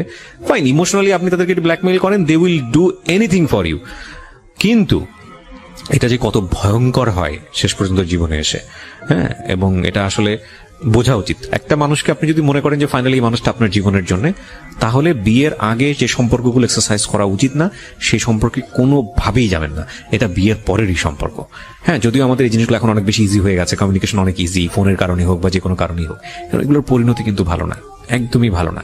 হ্যাঁ, যদি কোনো কারণেই বোঝেন যে আপনার প্রায়োরিটি এই ছেলেটার কাছে একটু কম, বা যাকে আপনি চিন্তা করছেন, আপনার এটা মনে করার কোনো কারণ নাই যে ছেলেটাকে ছাড়া আপনি বাঁচবেন না বা এই মেয়েটাকে ছাড়া আপনি বাঁচবেন না, কারণ আল্লাহ হয়তো এর চাইতে ভালো কাউকে না কাউকে আপনার জীবনে রেখেছেন। ডেফিনেটলি যেটা হয় আমাদের জীবনে, আমরা আসলে বুঝি না, আমরা আসলে বুঝতে চাই না, এত বেশি ইমোশনালি থাকি। ইমোশনাল এক ধরনের, এই জন্যই হয়তো কেউ কেউ বলে যে emotion is one kind of drug, খুব পাওয়ারফুল ড্রাগ। মানে ওর মুখের উপর কথা বললে ধরে রাস্তাঘাটে ধরে থাপ্পড় মারতো, ওগুলা কিন্তু এমনিতে মানে থাপ্পড় না, খুব জোরে সোরে। আর আপনি কি মনে করতেন যে হাজবেন্ড মেরেছে এই জায়গাটা জান্নাতে না, আমি খুব মাঝে মাঝে হইতাম, আমি খুব ব্যথা পাইতাম, আমি কাঁদতাম, তারপরে আবার হয়ে যেতাম, ভালো লাগতো না আমার জিনিসটা, কিন্তু কি করব, আমি তো আমার হাজবেন্ড, কি করব। না, হাজবেন্ড হলে যে গায়ে হাত তুলতে পারবে বিষয়টা কিন্তু এরকম না। আমি তো এখন ছুটে পারি। হ্যাঁ, আপনার জায়গাতে কোনো ফল্ট ছিল কিনা, একটা যেটা হচ্ছে একটা মানুষ কিন্তু খুব আরাম করে গায়ে, মুখের উপর কথা বললে। আমি এখানে একটা কথা বলি সামিয়া, গায়ে হাত তোলার প্রসঙ্গটা কখন আসে? যখন আপনি নিজেও বুঝতে পারছেন যে না, ও যেটা চাচ্ছে সেটা আমি করতে পারছি না, বা ও বুঝতে পারছে যে না, এটা সমাধান হতে হবে না, কিন্তু আলটিমেটলি পেশি শক্তি এখানে সমাধান। তখন গায়ে হাত তোলা কিন্তু খুব তাড়াতাড়ি চলে আসে না একটা সম্পর্কের মধ্যে, এটা অনেকদিন যাওয়ার পরে গিয়ে এই জিনিসগুলো হয়। সো বোথ সাইড প্রবলেম ছিল ডেফিনেটলি, আপনার জায়গা থেকেও কিছু না কিছু প্রবলেম ছিল। হয়তো আমি মাঝে মাঝে ঘাবড়ানি করতাম। হ্যাঁ, না কিন্তু এখানে আমরা এটা আমাদের অনুষ্ঠানের একটা সীমাবদ্ধতা। যখন কেউ গল্পটা বলতে আসে, সে নিজেকে ওই ফেরেশতার জায়গায় তুলনা করে, মানে আমার কোনো দোষ নাই। না না না, অবশ্যই ডেফিনেটলি কিছু না কিছু ফল্ট আপনার অবশ্যই আছে আপনার জায়গা থেকে, এবং সেই জায়গাটা থেকে আমার মনে হয় অনেক কিছু শেখারও আছে আমাদের। অবশ্যই। হ্যাঁ, আমার ফল্ট গুলাই আমি বলি, আমি হচ্ছে গিয়ে ওই ভিডিও ওই হচ্ছে গিয়ে চ্যাট গুলো আমার ডিলিট করা উচিত হয়নি, এই জন্য সন্দেহটা আরো বেড়ে গেছে। ডেফিনেটলি পারবে। আর আমি হচ্ছে কি মাঝে মাঝে ওকে সার্চ দিতাম। ফেসবুকের পাসওয়ার্ডটা দেওয়া উচিত হয় নাই কেন? মানে আমাকে একটু বলেন তো, এটা অনেকেই দেয়, আমি আসলে একটু ইন্টারাপ্ট করছি বেশি। চাইতেছিল, সে সন্দেহ করছে, সে কারণে যাবে। আমি কিভাবে আচ্ছা, আমাকে একটু বলেন তো খুব সহজ করে, আমি জানি না ইন্টারমিডিয়েটের ছেলেমেয়েদের এই জিনিসটা মাথায় আসে কিনা, একটা মানুষকে সন্দেহ করে কি আটকানো যায়? আমি যদি ধরেন, মানে কেউ যদি, আপনার বয়ফ্রেন্ড যদি আপনাকে সন্দেহ করে, বা আপনার হাজবেন্ড যদি আপনাকে সন্দেহ করে, আপনাকে আটকাইতে পারবে? সন্দেহ করে একটা প্রুফ পেলো যে না, আপনার সঙ্গে অন্য একটা ছেলের রিলেশন আছে, তো সেটা কি সে কিভাবে আটকাবে? হয়তো রিলেশন ভেঙে দিবে বা এই ছাড়া আর কি। সেটার জন্য সন্দেহ করলে তাকে স্পাইং করতে হবে যে লাইক ঠিক আছে, আমি তাকে তার মতো করে চলতে দেই, আমি বিভিন্ন জায়গা থেকে খোঁজ খবর নিয়ে দেখি ঘটনাটা সত্য কিনা। সেটার জন্য তো তাকে তার অ্যাক্টিভিটি ব্লক করা যাবে না। সেটাই। কিন্তু আমরা খুব আনফরচুনেটলি আমরা এই জিনিসগুলো করি, আমরা ওই ব্লক করার চেষ্টা করি, না এটা করতে পারবো না, না এটা করতে পারবো না, ওইটা করতে পারবো না। তো একজন মানুষকে সন্দেহ করলে এটা করা উচিত না। একজন মানুষকে যদি সন্দেহ করেন তাহলে আপনি স্পাইং করেন, যদিও সেটা করা উচিত না, কারণ সন্দেহটা আসলে এক ধরনের রোগ। আচ্ছা, তো এর মাঝে হচ্ছে কি আমি ফেসবুকে ওদেরকে সার্চ দেই। আমি ফেসবুকের অত কিছু জানতাম না, কিভাবে ওই এগুলো ডিলিট, মানে সার্চ হিস্টোরি ডিলিট করে সে হ্যান দেন। আচ্ছা, যাই হোক, তো এগুলাতে ও অনেক ক্ষেপ্ত, ওকে কেন আমি এখনো সার্চ দিচ্ছি এগুলাতে। তো আমি সার্চ দিয়ে দেখতেছি আর কি, জাস্ট ওরা কি করতেছে বা এসে হ্যান তেন, ওরকম কোনো ইন্টেনশন ছিল না। হ্যাঁ, এগুলাই আমার ভুল ছিল, আমার এটা করা উচিত হয়নি, এই জন্য এগুলা নিয়ে ঝামেলা হইতো। তারপর আমি যদি আমার কোনো ফ্রেন্ডদের সাথে হচ্ছে কি 9টার পরে কথা বলতাম, এটাতে ঝামেলা হইতো। রাত 9টার পরে তুমি কেন কথা বলছো? হ্যাঁ, রাত 9টার পরে কেন আমি, এবার মেয়ে হোক ছেলে হোক। বুঝতে পেরেছি, মানে সুপার ইম্পোজ করে আর কি, নিজের কর্তৃত্ব। হ্যাঁ, তারপর আবার একদিন হয়েছে কি, ও আমাকে হচ্ছে গিয়ে ডাকছে, তো আমি বলছি যে না, আমি ততদিনে আমি বুঝতেছিলাম যে এটা গুনাই, এটা কিসের বিয়ে। ও ততদিনে হচ্ছে কি আমি ম্যাচ চেঞ্জ করে আমার বান্ধবীর সাথে থাকা শুরু করছি। আমার এক বান্ধবী আমার রুমমেট ছিল, ও দেখতো, ও এগুলোতে বিরক্ত হয়ে যায়, তো আমাকে অনেক বুঝাইতো কি করছিস, এটা কি মনে করিস, এটা তোকে ভালোবাসে এই হ্যান ত্যান। আমি তুই বুঝবি না, বলছে তুই এই ছেলেকে কিভাবে পছন্দ করলি, ওকে দেখতে কেমন দেখা যায়। আমি দেখ, আমি কিন্তু চেহারা দেখে করি নাই, ও কিন্তু অনেক ভালো মনের মানুষ, এই সেই হ্যান ত্যান। তো ওদেরকে ওভাবে আমি চুপ করাই দিতাম। ওই ফ্রেন্ডটাকেও দেখতে পারতো না ও, আমার কোনো বান্ধবী বা ফ্রেন্ড তো ওর সাথে থাকার পরে তো আমি সব ফ্রেন্ডের বাদ দিয়ে দিছি, আমি কোনো ও বান্ধবীও দেখতে পারতো না। তো একদিন হচ্ছে কি আমি চাইছিলাম যে আমার কোনো বান্ধবীর সাথে যাইতে, কোথাও ঘুরতে যাইতে আর কি।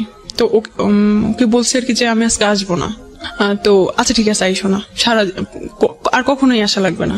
একটু ইগোইস্টিক ছিল আর কি, ওইগুলা ওর ইগোতে হার্ট করতো। এরপরে হচ্ছে 8 মাস আমি আসলে স্পেসিফিক কারণটা হচ্ছে কি আমি মানে করতে পারতেছি না, যে 8 মাস হচ্ছে গিয়ে কোনো নাই, কিন্তু এই 8টা মাস আমি অনেক কাঁদতাম আর ওকে ফোন দিতাম, বারবারই পোক করতাম, প্লিজ আমি সরি এরকম বলতাম, ফিরে আসেন, তো হয়তো না। তারপরে হচ্ছে গিয়ে একদিন ও আমাকে বলে যে ও ও এর মাঝখানে ঝামেলা হইতেছে, তো আমি ওই ফ্রেন্ডের কাছ থেকে চলে এসে আরেকটা রুমমেটের সাথে থাকা শুরু করতেছি। তো ওই রুমমেটের সাথে ওর কাছে তো আমার সব ফেসবুক আইডি আছে, আমার ফেসবুক আইডি বা হচ্ছে কি পাসওয়ার্ড এগুলো আছে। তো হচ্ছে গিয়ে ও দেখতে পারে কে আমার রুমমেটের নাম কি হ্যান ত্যান। তো ও আমার রুমমেটকে ও রিকোয়েস্ট পাঠায়, বলে যে আমার নামে আমাকে ও অনেক ভালোবাসতো, ও হয়তো এগুলা প্রকাশ করতে পারতেছে না, অনেক সুখ দুঃখের কথা বলে। তা ও আমার রুমমেট আমাকে বলে যে আপু উনি তো এরকম আমাকে মেসেজ দিয়েছেন, ঠিক আছে কথা বলে দেখো কি বলে। তারপর হচ্ছে তখন কিন্তু রিলেশনটা ভালো নাই। তারপর হচ্ছে গিয়ে আমি কোনোভাবে ওকে ছাড়তে চাচ্ছিলাম না, যে যাই হয়েছে ওর সাথেই থাকি। ওর সাথে একটা সময় আমি ওর রুমমেটের ল্যাপটপ থেকে ওকে মেসেজ দিতাম, ও কিন্তু এগুলো এখনো জানে না। আমি ওকে ছোট করতে চাই না, ও ছোট হয়ে যাবে। তারপরে হচ্ছে গিয়ে আমার রুমমেট বলতো আপনার মনে হয় ভালো করে ঘাটা উচিত, ওনার মনে হয় ক্যারেক্টারের প্রবলেম আছে এই সে। তুমি অন্য সবকিছু বলতে পারো, এইটা বলতে পারো না, কারণ এইটা আমি বিশ্বাস করি না। ওটা আমি বিশ্বাসই করতাম না ওর কোনো মেইলি প্রবলেম আছে। তারপর হচ্ছে গিয়ে টুকটাক ফ্ল্যাটিং এখন শুরু হয়ে গেছে আমার রুমমেটের সাথে। তো একটা সময় আমার রুমমেট আমাকে হাইড করতেছিল, বলছিল যে ওই হয়তো ওকে বলে দিছে যে বইলো না। তো হয়েছে কি আমি তখন চিন্তা করতাম ও আমাকে বলে না কেন, ওর ব্যাপারে কিছু কি অবস্থা, ওর কি হইলো। তারপরে আমার বিছানা থেকে আমার রুমমেটের বিছানা দেখা যায়, ল্যাপটপটা এভাবে ক্লোজ। আমার আবার চোখে ভালোই মানে পাওয়ার আছে, আমি হচ্ছে বুঝতে পারি যে কোন চ্যাট বা এসে। আমি হচ্ছে গিয়ে ও আয়নার সামনে কিছু একটা করতেছে, আমি ওর মেসেজ আসছে, নোটিফিকেশনের সাউন্ড হচ্ছে, আমি দেখি যে ওর নাম। তারপরে আমি কিছু বলি না, আমি জাস্ট সময় দিচ্ছি দেখি ও কিছু বলে কিনা ওর ব্যাপারে। তখন আপনার সঙ্গে কোনো সম্পর্ক নাই? না, সম্পর্ক নাই বলতে আমি তো চাচ্ছি, কিন্তু ও আমাকে ইয়ে করে না, ইগনোর করে। ও চাচ্ছে না আমাকে, এরকম আর কি। তারপরে হচ্ছে গিয়ে কি পেলেন আপনি? কয়েকদিন পরে আমি ইচ্ছা করে ওর কথা উঠাইছি যে কি অবস্থা এখন, কি আর মেসেজ দেয়, কি বলছে না তেমন কই না, তেমন কিছু না। আরে আমি কেন ভাই আপনার বয়ফ্রেন্ডের সাথে কথা বলতে যাবো, আমি এগুলোতে ইন্টারেস্টেড না, আপনারা যা খুশি, এমন ভাবে কথা বলো আমার রুমমেট। তারপর আমি বলতেছি আমি তো সেদিন দেখলাম যে মেসেজ করছে, তুমি খেয়াল করো নাই কি বলছে? আমি শুনতে চাইছিলাম যে ও কি বলে। তারপর বলছে ও আচ্ছা তাই নাকি, দেখি নাই তো, আচ্ছা দেখি আমি চেক করে দেখি। পরে আমাকে সব চ্যাট, আমি বলছি দাও, আমি একদম সাথে যাই ওর বিছানায়, সব দেখি একদম, আমি সব স্ক্রিনশট আমার কাছে নিয়ে আসি, যেগুলো দেখি সেগুলো হচ্ছে কি ওর ফ্ল্যাটিং টাইপ, যেগুলো একদম কবি ভাব, কোনো মেয়ে হ্যাঁ ইচ্ছা করলে সবাই পড়ে যাবে। আল্লাহ কি প্রথমেই বলেছে যে ইমোশনালি ব্ল্যাকমেইল করা, ইমোশনালি দুর্বল করে ফেলা। হ্যাঁ, তারপরে হচ্ছে গিয়ে একদিন ও আমাকে বলে নাই, আমার রুমমেট হচ্ছে গিয়ে তার বান্ধবীর মামার বাসায় গেছিল তারপর রোজার সময়। তারপরে ও এসে আমাকে বলে যে কি আপু জানেন কি হয়েছে, আল্লাহ কি হয়েছে, উনি তো আমার সাথে দেখা করছে। তাই নাকি, কি হয়েছে, কি বলছে? আরে আপনি জানেন না, কয়েকদিন আগে থেকে আমাকে বলতেছিল তোমার সাথে দেখা করবো, কথা আছে। তো আমি ভাবছি আপনার ব্যাপারে কিছু কথা বলবে, হয়তো আমার রিলেশনটা ঠিক করে দিতে পারলে ঠিক আছে, ভালো। ওরা আমার সব বান্ধবীরা জানে যে আমি তার জন্য অনেক উইক, এরকম। তারপরে হচ্ছে কি এই প্রমাণ পেলাম। তারপরে একদিন হচ্ছে আমি ওর প্রোফাইলে যাই, যে দেখি যে আমার একটা ফ্রেন্ড ওর একটা পোস্টে লাইক দিছে। এখন আমি বলছি আল্লাহ, তাও কলেজ ফ্রেন্ড, ও ওকে চিনে কিভাবে, ওর ফ্রেন্ড লিস্টে কিভাবে? আমি আমার ওই ফ্রেন্ডকে নক করি, বলি যে কি অবস্থা, বলতেছে দোস্ত সে তার সাথে আমার ইদানিং পরিচয় না, আমি জানি না তোর সাথে কি। তাকে আমি 2008 সাল থেকে চিনি, সে হচ্ছে আমার কোচিং এর টিচার, ফিজিক্স পড়ে তো তখন থেকে। বাট তুই দেখ, সে আমার টিচার ঠিকই, তুই আমার প্রত্যেকটা প্রোফাইল যেগুলো সিঙ্গেল পিকচার সেগুলোতে যে দেখ ও কি টাইপের কমেন্ট করে, এমন টাইপের কমেন্ট যেগুলো আমাকেও করতো, মানে বাহ, মানে অন্যরকম আর কি। তার একটা টিচার মানুষ, সে হচ্ছে তার স্টুডেন্টের ইয়েতে কেমন টাইপের করে। ইভেন আমাকে সে নক করে ফেসবুকে, সে সবসময় আমাকে বলতো যে ছেলেদের পোস্টে লাইক দিচ্ছো, তুমি একটা খারাপ হয়েছে হ্যান দেন। কোথাও লাইক দিতাম, কিছু হয়েছে কি, আমি খারাপ, ফেসবুক ইউজ করা যাবে না, হ্যান না তেন না। কিন্তু সে যে এগুলো আমি টাইম সহ দেখতেছিলাম, ততদিনে আমি ফেসবুকে অনেক কিছু জানি, টাইম কতদিন কিবার ও তো এইসব মেয়েদের সাথে ফ্লার্টিং করে আসছিল। ফাইন্ড আউট করে লাভটা কি? আপনি ফাইন্ড আউট করে, ও তো আপনাকে বলে দিয়েছে যে সে আপনাকে আর চায় না, তারপরে ফাইন্ড আউট কেন করছিলেন? ফাইন্ড আউট করতেছিলাম এই জন্য যাতে আমার সুবিধা হয় ওকে হেট করতে, আমি যাতে এনার্জি পাই। You got all those things. Find out করার পর আপনি পেলেন ওকে হেট করার মতো, তারপরে কি হলো? তারপরেও আমি ওকে ফোন দিছিলাম একদিন, ফোন দিবেন দিয়ে তো, আমি জানি এটাই হয় আসলে। হ্যাঁ, হ্যাঁ আমি কোনোভাবেই চাচ্ছিলাম না, তো এসে আমাকে বলে দেখবো তুমি আমাকে কত ভালোবাসো, তোমাকে 4 বছর টাইম দিলাম, তুমি বিসিএস ক্যাডার হবা, ঠিক আছে, বিসিএস ক্যাডার হয়ে তারপরে আমাকে বিয়ে করতে আসবা। তা আমি বলছি এই 4 বছরে তুমি আমার সাথে কোনো কন্ট্যাক্ট করবে না। তা আমি কন্ট্যাক্ট যদি না করি আমি কিভাবে জানবো আপনি অন্য মেয়েকে আপনার গার্লফ্রেন্ড হয়ে গেছে কিনা বা এসে হয়ে গেছে, কিভাবে জানবো? বলছি সেটা পরে দেখা যাবে, পরে আসলেই জানতে পারবো 4 বছর পরে, আগে বিসিএস ক্যাডার হও তারপরে। আমার কখনো ইচ্ছা ছিল না বিসিএস পরীক্ষা দেওয়ার, কারণ আমি ইঞ্জিনিয়ারিং এ পড়ি, আমার বিসিএস এর প্রতি ইন্টারেস্ট ছিল না। তারপর আমি বলছি আচ্ছা ঠিক আছে, আমি ওই কন্ডিশনেও আমি রাজি হয়ে গেছিলাম, কারণ আমি কোনোভাবেই ওকে হাতছাড়া করতে চাইছিলাম না। আমি পড়াশোনা নেটে সার্চ দিতেছিলাম কি কি আছে, কোথায় কি, এভরিথিং সেই রকম বিসিএস এর প্রিপারেশন নেওয়া শুরু করছি। আমার বাবা মা এদিকে আমাকে ফোন দিছিল, তারা ঢাকায় আসতেছে, আমাকে কোনো একটা ছেলে দেখতে আসতেছে, সুইডেনে থাকে। তারপর হচ্ছে গিয়ে আমি গেলাম, এমন অবস্থা বাসায় মনে যেন আজকে বিয়ে হয়ে যাচ্ছে, এরকম একটা অবস্থা। বাসায় সবাই খুব এক্সাইটেড। ওই ছেলের সাথে আমার যখন কথা হইলো, একটা রুমে আমাদেরকে পার্সোনালি কথা বলতে দিল, আমি খুব নার্ভাস ছিলাম, আমি শুধু হ্যাঁ না করতেছিলাম। ওই ছেলেটাকে খুব পজিটিভ মনে হয়েছিল আমার ব্যাপারে। তারপরে হচ্ছে গিয়ে বলতেছিল দেখা হবে, ওই ছেলেটা আমাকে বলতেছিল দেখা হবে ইনশাল্লাহ, এটা বলে চলে গেছে। কিন্তু ওই ছেলেটাকে আমার ফুফুর পছন্দ হয় নাই, কারণ ছেলেটা একটু বয়স্ক ছিল, হেলদি টেলদি ছিল, আমার সাথে তাকে যাচ্ছিল না। তো বুঝতে কি পাগল হয়ে গেছে, মেয়ের লাইফটা নষ্ট করে দিবি, এসে হ্যান অনেক ভালো আসবে ইনশাল্লাহ। তো কোনোভাবে ফ্যামিলি থেকে মানা করে দিল। কিন্তু আমি যে ওইটা ফেস করার পরে, এটা আমার লাইফের ফার্স্ট প্রপোজাল ফ্যামিলি থেকে। আমি বাসায় যাওয়ার আমার মেসেজ যাওয়ার পর আমি অনেক চিন্তা করলাম যে আমার বাবা আমার জন্য ছেলে দেখতেছে, সুইডেন থেকে শুরু করছে, তার অনেক টাকা বেতন, সে কিন্তু অনেক স্ট্যাবলিশ, আর সে তো আমার গায়ে হাত দেওয়ার সাহস পাবে না, আমার বাবা হাত ভেঙে ফেলবে ওর, বা ফ্যামিলি থেকে একটা ইয়া নিবে। আর আমি যাকে পছন্দ করি আমি এভাবে ইগনোর হচ্ছি, আমার ভালোবাসার মূল্য তার কাছে নাই, আমি কোথায় আছি, কি করতেছি আমি, এই ধরনের আমি চিন্তা করতেছিলাম। আমি খুব একটা এনার্জি পাইছি ওই জায়গা থেকে। তো আমি ওকে ফোন দেই, ফোন দিয়ে বলতেছি আমি আপনাকে আর ফোন দিব না, আমি আপনাকে আর ডিস্টার্ব করবো না, আপনি আপনার মতো থাকেন। এটা বলার পরে সে হাসছে, কারণ আমি এরকম অনেকবার বলছি যে আমি আপনাকে ফোন দিব না, তারপরেও ফোন দিছি।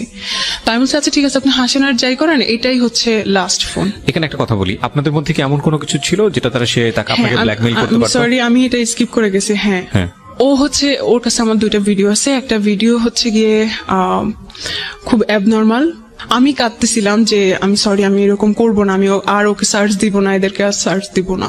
আর হি ওয়াজ রেপিং মি। এটা ভিডিও করেছে সে? এটার ভিডিও করছে, এটা ফার্স্ট ভিডিও করছে। বলতেছে আমি এগুলার কাছে দাঁড়াই না, আমি এগুলো পছন্দ করি না, কিন্তু আমার মনে হয় এখন করা উচিত। ও এটা বলছিল, আমি যাই হোক। তারপর এটা ছিল ফার্স্ট পার্ট। আমি জানি, আমি তখন বিশ্বাস করছিলাম ও ওগুলা ডিলিট করে দিবে, কারণ আমি ওকে অনেক বিশ্বাস করতাম। আচ্ছা, তারপর সেকেন্ড পার্ট? সেকেন্ড হচ্ছে গিয়ে ও আরেকটা ভিডিও করছিল, সেটা নর্মাল। এটা তো আপনার সম্মতি ছিল? আমার সম্মতি ছিল, কারণ ওকে একবার তো করছিলই। তারপর বলছে যে এগুলা কিছুই হবে না, এগুলো আমি এমনিতে রেখে দিব। তো আপনি বলেননি যে তুমি এগুলো ডিলিট করে দাও? লাস্টে এগুলো নিয়ে বাংলাদেশে যে পরিমাণ সোশ্যালি যেগুলো একটা ভয়ঙ্কর রকমের ক্রাইম, লাস্ট ফোন কনভারসেশনে কি ছিল? এর মধ্যে যখন ওই যে 8 মাসে আমাদের ব্রেকআপ ছিল, তখনই আমি বলছিলাম প্লিজ এগুলো ডিলিট করে দাও। যদি আমি আমার যদি বিয়ে হয়ে যায়, আমার হাজবেন্ড জানবে যে আমার বউ এরকম আছে, তখন তো এটা ইয়ে হবে। জানো এটার দাবিদার তো আমিও তো এটাতে রেসপন্স, আমিও এটা ইনভলভ, এটা আমার রাখার রাইট আছে। আমি তাহলে যেখানে সম্পর্কই নাই, যেখানে আপনি আমাকে চাচ্ছেনই না, সেখানে এগুলো রেখে লাভ কি আপনার? তো বলতেছে যে সেটা আমি বুঝবো, আমি এটা করবো না। আর তোমার আর কিছু বলার আছে? তারপরে হচ্ছে গিয়ে যেটা কোথায় রাখছে সেটাও আমি জানি। এখনো আপনি জানেন? আমি জানি কোথায় রাখছে। কোথায় রেখেছে? ওর গুগল ড্রাইভে। সবচেয়ে নিশ্চিন্ত জায়গা বাংলাদেশের এখন ছেলেদের এই জায়গাটা, গুগল ড্রাইভ। আমি সেদিন আমার স্যারকে জিজ্ঞেস করছিলাম, আমি খুব software security, sorry cyber security. কথাটা বলা ঠিক হলো না বাংলাদেশের ছেলেদের, কারণ বাংলাদেশের সব ছেলে এরকম না, বাট যারা করে ফ্রড তাদের জন্য বোধহয় একটা খুব সেফ জায়গা হয়ে গেছে গুগল ড্রাইভ। ওকে ভাইয়া, ইদানিং একটু বলি, আমার এই সেমিস্টারে একটা কোর্স আছে সাইবার সিকিউরিটি। তো আমি ইদানিং শিখা শুরু করছি কিভাবে ওয়েবসাইট হ্যাক করে, কিভাবে প্রোটেক্ট করে, কিভাবে ডাটাবেস হ্যাক করে। তো আমি স্যারকে একটা কথা জিজ্ঞেস করছি, স্যার আপনি আমাদেরকে এগুলো শিখেছেন, কিন্তু গুগল ড্রাইভ কিভাবে হ্যাক করে, এটা কি পসিবল? বলছে, হাসতেছিল, যদি এটা পসিবল হতো তাহলে তো তোমারটাই আগে হ্যাক হইতো কোনোভাবে। এটা পসিবল না। হ্যাঁ পসিবল, অবশ্যই, যারা ডেভেলপার তাদের কাছে সবকিছু সেই জায়গাটা নাইবা গেলাম, পসিবল আর ইম্পসিবল।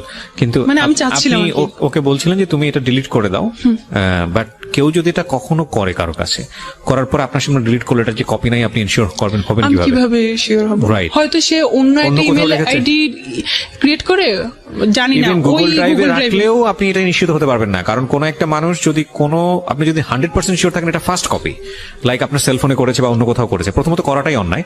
করার পরে যদি আপনি নিশ্চিত থাকেন যে এটা ফার্স্ট কপি এবং সেই ফোনটা আপনি সিজ করে ফেললেন বা সেখান থেকে ডিলিট করে দিলেন, কিন্তু তারপরও অনেক অন্যান্য সময় তো নিশ্চিত আছে। হওয়া যায় না। আর আপনি যেহেতু তাকে স্পেস দিয়েছেন, সেখানে পারলে 100টা কপি করে ফেলেছে, এখন তো আপনি নিশ্চিত হতে পারবেন না। It's a police case. হ্যাঁ, তো আমি যখন ওকে ফোন দিলাম, তো ও হচ্ছে গিয়ে তখনও বলতেছিল, হ্যাঁ তোমার তো আরেকটা সিম চালু হয়েছে, তুমি তো এখন অনেক কিছুই করতেছো। তখনও হচ্ছে গিয়ে ওই কাহিনী। আমি যে দেখেন, আমি আপনাকে ফোন দিছি কিন্তু সম্পর্ক ঠিক করার জন্য না, আমি একেবারে শেষ করার জন্য আপনাকে ফোন দিছি। আমি আপনাকে আর ডিস্টার্বও করবো না, আপনি আপনার লাইফ মতো থাকেন। তো একটু হাসতেছিল। আমি আচ্ছা ঠিক আছে, দেখা যাক আমি কতটুকু পারি কন্ট্রোল করতে, দেখা যাক। অবশ্যই সে আমার ফ্যামিলি মেম্বার, সে অলরেডি জেনে গেছে যে আমাকে কেউ দেখতে আসছে। তারপরে হচ্ছে গিয়ে এটা বলে আমি ফোন রেখে দিলাম 7 নভেম্বর। ওই দিন লাস্ট কথা হয়েছে। এরপরে আমার আর ইচ্ছাও হয় নাই, আমি আর কষ্টও পাই নাই, আমি আর ওকে ফোনও দেই নাই। ও আপনাকে ট্রাই করেছে? না, ও ও try তো করে? আমাকে কখনোই ট্রাই করতো না। ওকে, এখানে এই যে ভিডিওটা আপনি রেখে দিলেন, সারা জীবনের জন্য এটা একটা আতঙ্ক। তো এটা নিয়ে আপনার খারাপ লাগে না, কষ্ট হয় না? হ্যাঁ, আমি আসবো। ওটা নিয়ে তো এখন ঘটনাটা চলতেছে।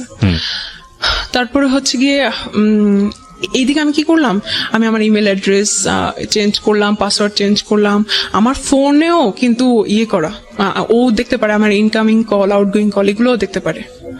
আমি অফিসে কল দিলাম, দিয়ে মানে বললাম এত বেশি তার কাছে ক্লিন হতে গিয়েছেন যে জীবনে কোনো পার্সোনাল বিষয় রাখেননি, সব তাকে শেয়ার করেছেন। সব আমার হাজবেন্ড। চরম পর্যায়ের বোকা। এসএসসি ইন্টার পড়ুয়া মেয়েরাই আসলে এই জিনিসগুলো বেশি করে।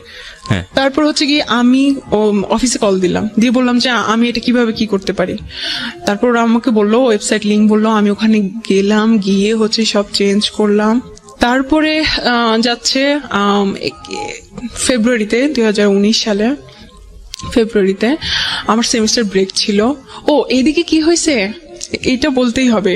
এটা হচ্ছে কি আমার ভাবি জানতো, আমার ছোট ভাবি, আমার ছোট ভাইয়ের বউ, ফুফাতো বোন। উনি বলতেছে যে তুমি কি পাগল হয়ে গেছো, এগুলো সব ঠিক করো। ও কিচ্ছু করবে না, ওর বোন তোমার ভাইয়ের ভাত খায়, কিছু করবে না ও। আমি খুব ভয় পাচ্ছিলাম, কিছু এভাবে সাহস দিছে। তারপর সব করছি। তো উনার সাথে আমাকে কথা বলতে দিত না। আমি উনার সাথে কথা বলার জন্য আরেকটা আইডি খোলার পরে ওটা জানতো না, তার আইডি খুলি, তারপর উনার সাথে কথা বলি।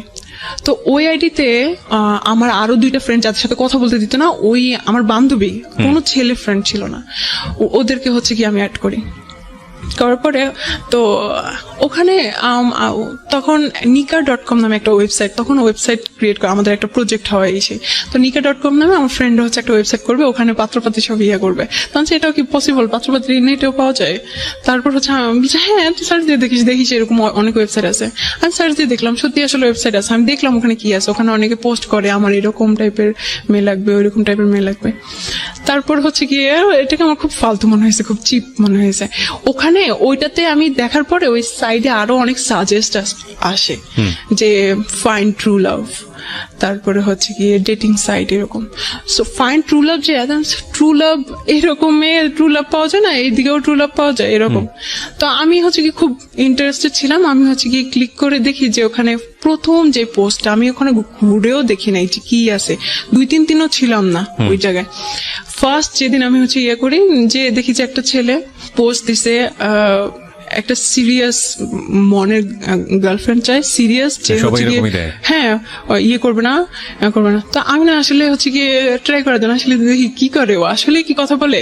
আমার আইডিতে কিন্তু কোনো ছবি ছিল না, কোনো পোস্ট না, কিছু না, ওটা দেখতেই ফেক আইডির মতো দেখা যায়, যে আইডিতে আমি আমার ভাবির সাথে কথা বলতাম। তারপরে হচ্ছে গিয়ে ওই আইডিতে আমি জাস্ট একটা হাই দিই, আমি চলে আসি, ওখান থেকে স্কিপ করে আমি আমার আইডিতে চলে আসি, আমি করি। তারপরে হচ্ছে গিয়ে দেখি কতক্ষণ পর আবার যে দেখি ওই ছেলে আমাকে হ্যালো বলে হাই। তা আমি বলছি আমি বাংলাদেশ থেকে, please don't think that I am fake or something like that. ফার্স্টে একটু আমি না তখন ওর প্রোফাইলটা চেক করি না, যখন ওর দেখতেছি রিপ্লাই দেওয়া শুরু করছি, তখন আমি যে দেখি ও হচ্ছে শ্রীলঙ্কান, বাট ওর ফেসটা হচ্ছে কি খুব টাইপের, ঠিক আছে। তো আমি ওকে অনেক কথা হয়, তো বলতেছে যে আমি হচ্ছে কি ছবি দেখতে পারি, আমি নিজে থেকেই বলতেছি যে আপনি চাইলে আমার ছবি দেখতে পারেন, কিন্তু আমি আমার ছবি হচ্ছে গিয়ে প্রোফাইলে দিতে কমফোর্টেবল ফিল করি না। তারপরে বলতেছিল যে আচ্ছা ঠিক আছে, হ্যাঁ অবশ্যই অবশ্যই, আমি কার সাথে কথা বলতেছি আমি দেখতে চাই। তো আমি আমার ভাইয়ের সাথে থাকে একটা ছবি দিছি, দেওয়ার পরে হিজাব সহ, ঠিক আছে, দেওয়ার পরে ও কতক্ষণ পরে বলতেছিল you are so cute, but এই প্রবলেম, আমাদের এই ধরনের কোনো প্রবলেম নাই, কিন্তু তোমাদের ইয়েতে এইরকম সমস্যা যে কাউকে বিয়ে করে। সে খুব সিরিয়াস ফার্স্ট থেকে, সে ভাবছে যে আমি তাকে রিকোয়েস্ট মেসেজ পাঠিয়েছি, হয়তো আমি রাজি যে বিয়ে টিয়ে টাইপের বা রিলেশন করতে রাজি, এই টাইপের ও কথা বলছে। এবং আপনি তার সম্পর্কে তেমন একটা জানেন না? জানি না, কিছু জানি না। তারপরে হচ্ছে গিয়ে আমি বলছি আপনি কি শ্রীলঙ্কা থেকে? আমি তখন হচ্ছে গিয়ে বানানটা ভুল করছি, শ্রীলঙ্কা লিখছি, শ্রীলঙ্কা। তো হাসতেছিল এভাবে। তারপরে হচ্ছে গিয়ে বলতেছে যে এটা আমি আসলে চাই না আমার জন্য কোনো কমপ্লেক্সিটিতে তুমি পড়ো, কারণ তোমাদের ইসলামে হচ্ছে গিয়ে এটা পারমিট করে না। তো আমি বলতেছি যে আল্লাহ, তাই নাকি? আপনি মুসলমান না? আমি তখনও দেখি নাই, আমি প্রোফাইলে দেখতে পাচ্ছিলাম না। তার বলছে না আমি বুদ্ধিস্ট। তারপর আমি বলতেছি যে ও, আমি এটাকে কিছুই মনে করি না, কারণ আমি তাকে বিয়ে করতে যাচ্ছি নাকি। আমি বলতেছি যে হ্যাঁ সমস্যা নাই, you can stay with me as a friend. তো বলতেছে যে না, বাট এটা প্রবলেম হবে, আচ্ছা আমি কি যাওয়ার আগে আমি তোমার একটু ভয়েস শুনতে পারি? তো আমি আসলে আমি মেসেঞ্জার কিভাবে ভয়েস সেন্ড করতে হয় আমি আসলে যাই না। সো আপনার হোয়াটসঅ্যাপ থাকলে আমি হোয়াটসঅ্যাপে হচ্ছে গিয়ে ইয়ে করতে পারি। তো আমাকে হোয়াটসঅ্যাপ নাম্বার দেয়, আমি হোয়াটসঅ্যাপ নাম্বার দিই, হোয়াটসঅ্যাপে হচ্ছে গিয়ে আমি ভয়েস রেকর্ড পাঠাই। তো ও খুবই ইমপ্রেস আমার প্রতি ফার্স্ট থেকেই, মানে আমার ভাইয়ের সাথে যে ছবি ওটা দেখে নাকি খুব ইমপ্রেস আমার প্রতি। তারপর হচ্ছে কি বলতেছে খুব কষ্ট আফসোস হচ্ছিল আর কি ওর, যে আমি হয়তো ওকে রাখতে পারবো না ধর্মের কারণে, হয়তো ও চলে যাবে এরকম। তাই আমি আসলে হ্যাঁ এটা পসিবল। আমি তখন সিরিয়াস না, আমি এমনিতে বলতেছিলাম যে হ্যাঁ বিয়ে করা পসিবল যদি কেউ কনভার্ট করে। বলছে না আমি তো এটা কখনোই করবো না, আমি তো কনভার্ট কখনোই হব না। তো আমি বলছি তাইলে এটা পসিবল না, কারণ এটা এরকম কোন সিস্টেম নাই। তো বলছে আসলে সিস্টেম নাই না, এটা হচ্ছে কি ও তো ওর ধর্মের মতো কথা বলে, তাই না? ও তো আর আমাদের ধর্মের ব্যাপারে তো জানে না। তো বলছে আসলে এটা মানুষের বানানো রুলস, এটা আসলে সিস্টেম না। তা আমি বলছি যে না, মানুষের বানানো রুলস না, এটা হচ্ছে এরকম এরকম। তো বলছে যাই হোক, আমি মনে করি যে ধর্মের কারণে ভালোবাসা ইয়ে করা এটা ঠিক না, হ্যান তেন। ও ওর মতো করে লজিক দিচ্ছিল। সেদিন হচ্ছে কি আমরা এরকম মানে কথা কাটাকাটি করতেছি সাইলেন্টলি, মানে সেরকম ফাইটিং না। একটা জিনিস খেয়াল রাখবেন এখানে, একটা বিষয় যে এলডিআর যেটাকে বলে লং ডিস্টেন্স রিলেশনশিপের ফিলিংসটা আরো অনেক বেশি দ্রুত দৌড়ায়। মানে দ্রুত দৌড়ায় বলছি আমি যেটা বোঝাচ্ছি যে আসলে একটা মানুষ পাশাপাশি আছে, তাকে দেখে ভালো লাগা, তাকে দেখে জীবনে নেয়া, এটার জন্য প্রচুর ইকুয়েশনের সময় হয়, এবং তারপরে কোন একটা গুণ দেখে হয়তো তার প্রতি মানুষ ইমপ্রেস হয়। কিন্তু লং ডিস্টেন্স রিলেশনশিপে যেহেতু দেখা না দেখা, কাছে পাওয়া, এরকম অনেক বড় একটা দূরত্ব থাকে, তখন অদ্ভুতভাবে সাইকোলজি নিয়ে যারা পড়াশোনা করেন তারা এই বিষয়গুলোকে খুব সুন্দর করে ব্যাখ্যা করতে পারবেন। বাট আমার কাছে যেটা মনে হয় যে আপনার কাউকে ভালো লাগার জন্য আপনার ভিতরে যেসব ফিলিংস থাকা প্রয়োজন, সেই ফিলিংস গুলো নিয়ে যেই মানুষটার অবয়ব আপনার মধ্যে তৈরি হওয়া প্রয়োজন। লং ডিস্টেন্স রিলেশনশিপে এই জিনিসটা খুব দ্রুত হয়, অর্থাৎ আপনার মধ্যে মনে হতে শুরু করে যে না, এই মানুষটা বোধহয় সবকিছু, আমি যেটা চাই সেই সব গুণের অধিকারী। এবং আমার মনে হয় যে মেয়ের ক্ষেত্রে সেটাও হয়েছে। জি, তারপরে কি হলো? তারপরে ভাই ও কোনোভাবে থাকতে রাজি না। আমি আচ্ছা ঠিক আছে, আমার কি সমস্যা কি, আমি এখানে গেছি আমি দেখার জন্য, না হলে নাই। তা আমি বলতেছি যে আমি বারবার এটাই মেনশন করতেছিলাম যে আপনি ফ্রেন্ড হিসেবে থাকতে পারেন, আমার কোনো সমস্যা নেই। হ্যাঁ আমার অনেক হিন্দু ফ্রেন্ড আছে, ইভেন আমার সমস্যা নাই, অন্য ধর্মের ফ্রেন্ড থাকতেই পারে। সে বারবার এটাই বলতেছিল যে না আমি তোমাকে কোনো কমপ্লেক্সিটিতে ফালাতে চাই না, বিকজ সে নাকি মানে 5 বছর পরে কিছু একটা ফিল করতেছিল, যে এই ফিলিংসটা সে কখনোই পায় নাই, মানে আপনাকে দেখে। তারপর আমি জাস্ট ওকে একটা ভয়েস মেসেজ পাঠাই, সে আমাকে বলছে যে তোমার কি মনে হয়, তুমি কি এরকম কিছু ফিল করতে পারতেছো, বা তোমার কি মনে হয়? তাই আমি বলছি আমি জানি না, বাট আমি চাই, আমি আপনাকে যেতে দিতে চাই না, আপনি আমার সাথে ফ্রেন্ড হিসেবে থাকতে পারেন। একটু আমি জাস্ট ভয়েস মেসেজ পাঠাইছিলাম। তো ও এইটাকে এত পছন্দ করে এখন পর্যন্ত, বলতে তুমি কতটা অনেস্ট ছিলা, মানে চাওয়া মাত্র দিয়ে দিয়েছো। হ্যাঁ যে যাইতে দিতে চায় না বা এরকম, ওটার পর থেকে নাকি ও আরো বেশি ফল করে। তারপরে হচ্ছে গিয়ে কি বলতেছে বাংলা জানে প্লিজ, নাকি ও বাংলা জানে না? না বাংলা জানে বাংলা জানে না, না, okay. বাংলা জানে না, হিন্দি জানে, ইংলিশ জানে এরকম। তো বলতেছে যে আচ্ছা please let's make a plan, কিভাবে আমরা হচ্ছে কি একসাথে হতে পারি। তো আমি বলছি, কিরকম প্ল্যান? আমি না খুব ইন্টারেস্টেড ছিলাম যে দেখি ও কিভাবে আমাকে ট্রিট করে, ও আমাকে জন্য এতই হয়ে গেছে, এত সিরিয়াস হয়ে গেছে, আমি অবাক হচ্ছিলাম। আমি আবারও একটু ইন্টারাপ্ট করছি, আজকে আমি বেশি ইন্টারাপ্ট করছি, ক্ষমা চেয়ে নিচ্ছি, এবং সেটার প্রয়োজন আছে বলেই। আজকের এই যে সিক্রেটসটা, পুরো সিক্রেটসটা এখানে রিভিল হচ্ছে। বিয়ে বলতে যেটা বুঝি যে কারোর সঙ্গে কারো সংসার হওয়া, কিন্তু বিয়ের হওয়ার আগে বিয়ে পূর্ববর্তী যে বিষয়গুলো, বিয়ে নিয়ে জ্ঞান দেওয়া, প্রপার মানুষকে সিলেক্ট করা, কার সঙ্গে বিয়ে হতে পারে, বিয়ে হলে কি হয়, এই বিষয়গুলো নিয়ে যে জ্ঞান দেওয়া, পরিবার থেকে আসুক বা পরিবারের অন্যান্য সদস্যদের কাছ থেকে আসুক, যে সময় তাদেরকে এই জ্ঞানটা দেওয়া প্রয়োজন, সেটা না হলে কি হতে পারে একটা মেয়ের জীবনে কিংবা একটা ছেলের জীবনে, মূল জায়গাটা এতক্ষণে আপনারা হয়তো রিভিল করতে পারবেন। কারণ আরেকটা ভয়ানক রকমের ঘটনা যেটা ওর জীবনে ঘটেছে, আমি জানি না এটা রেজাল্ট কি, বাট আমাদের জায়গা থেকে এটা ভয়ানকই মনে হবে। ঠিক আছে, আমরা সেদিকে আগাতে চাই। জি বলেন। তারপর হচ্ছে গিয়ে একটা প্ল্যান মেক করা শুরু করছে। ইভেন এটা বলে যে আমার মনে হয় তোমার বাবা আমাকে পছন্দ করবে। তারপর নিজে থেকে সে নিজের দিতেছিল, সে কি করে না করে। সে সফটওয়্যার ইঞ্জিনিয়ারিং এ পড়াশোনা করছে, সে এখন এই চাকরি করে, খুব ভালো বেতন। ভাই আমি এগুলো শুনতে চাচ্ছি না, এগুলো তো সে এখানে এসে কেন পাত্রী খুঁজছে? এত ভালো সেখানে সে কেন পাত্রী খুঁজছে? সেও কি কিউরিয়াসিটির জায়গা থেকে এখানে এসছে, নাকি আপনার মতোই জাস্ট? আমি এটা আজ পর্যন্ত জানি না, জানা উচিত। হ্যাঁ, এগুলো বড় রকমের ভুল। আমি অবশ্যই জানবো।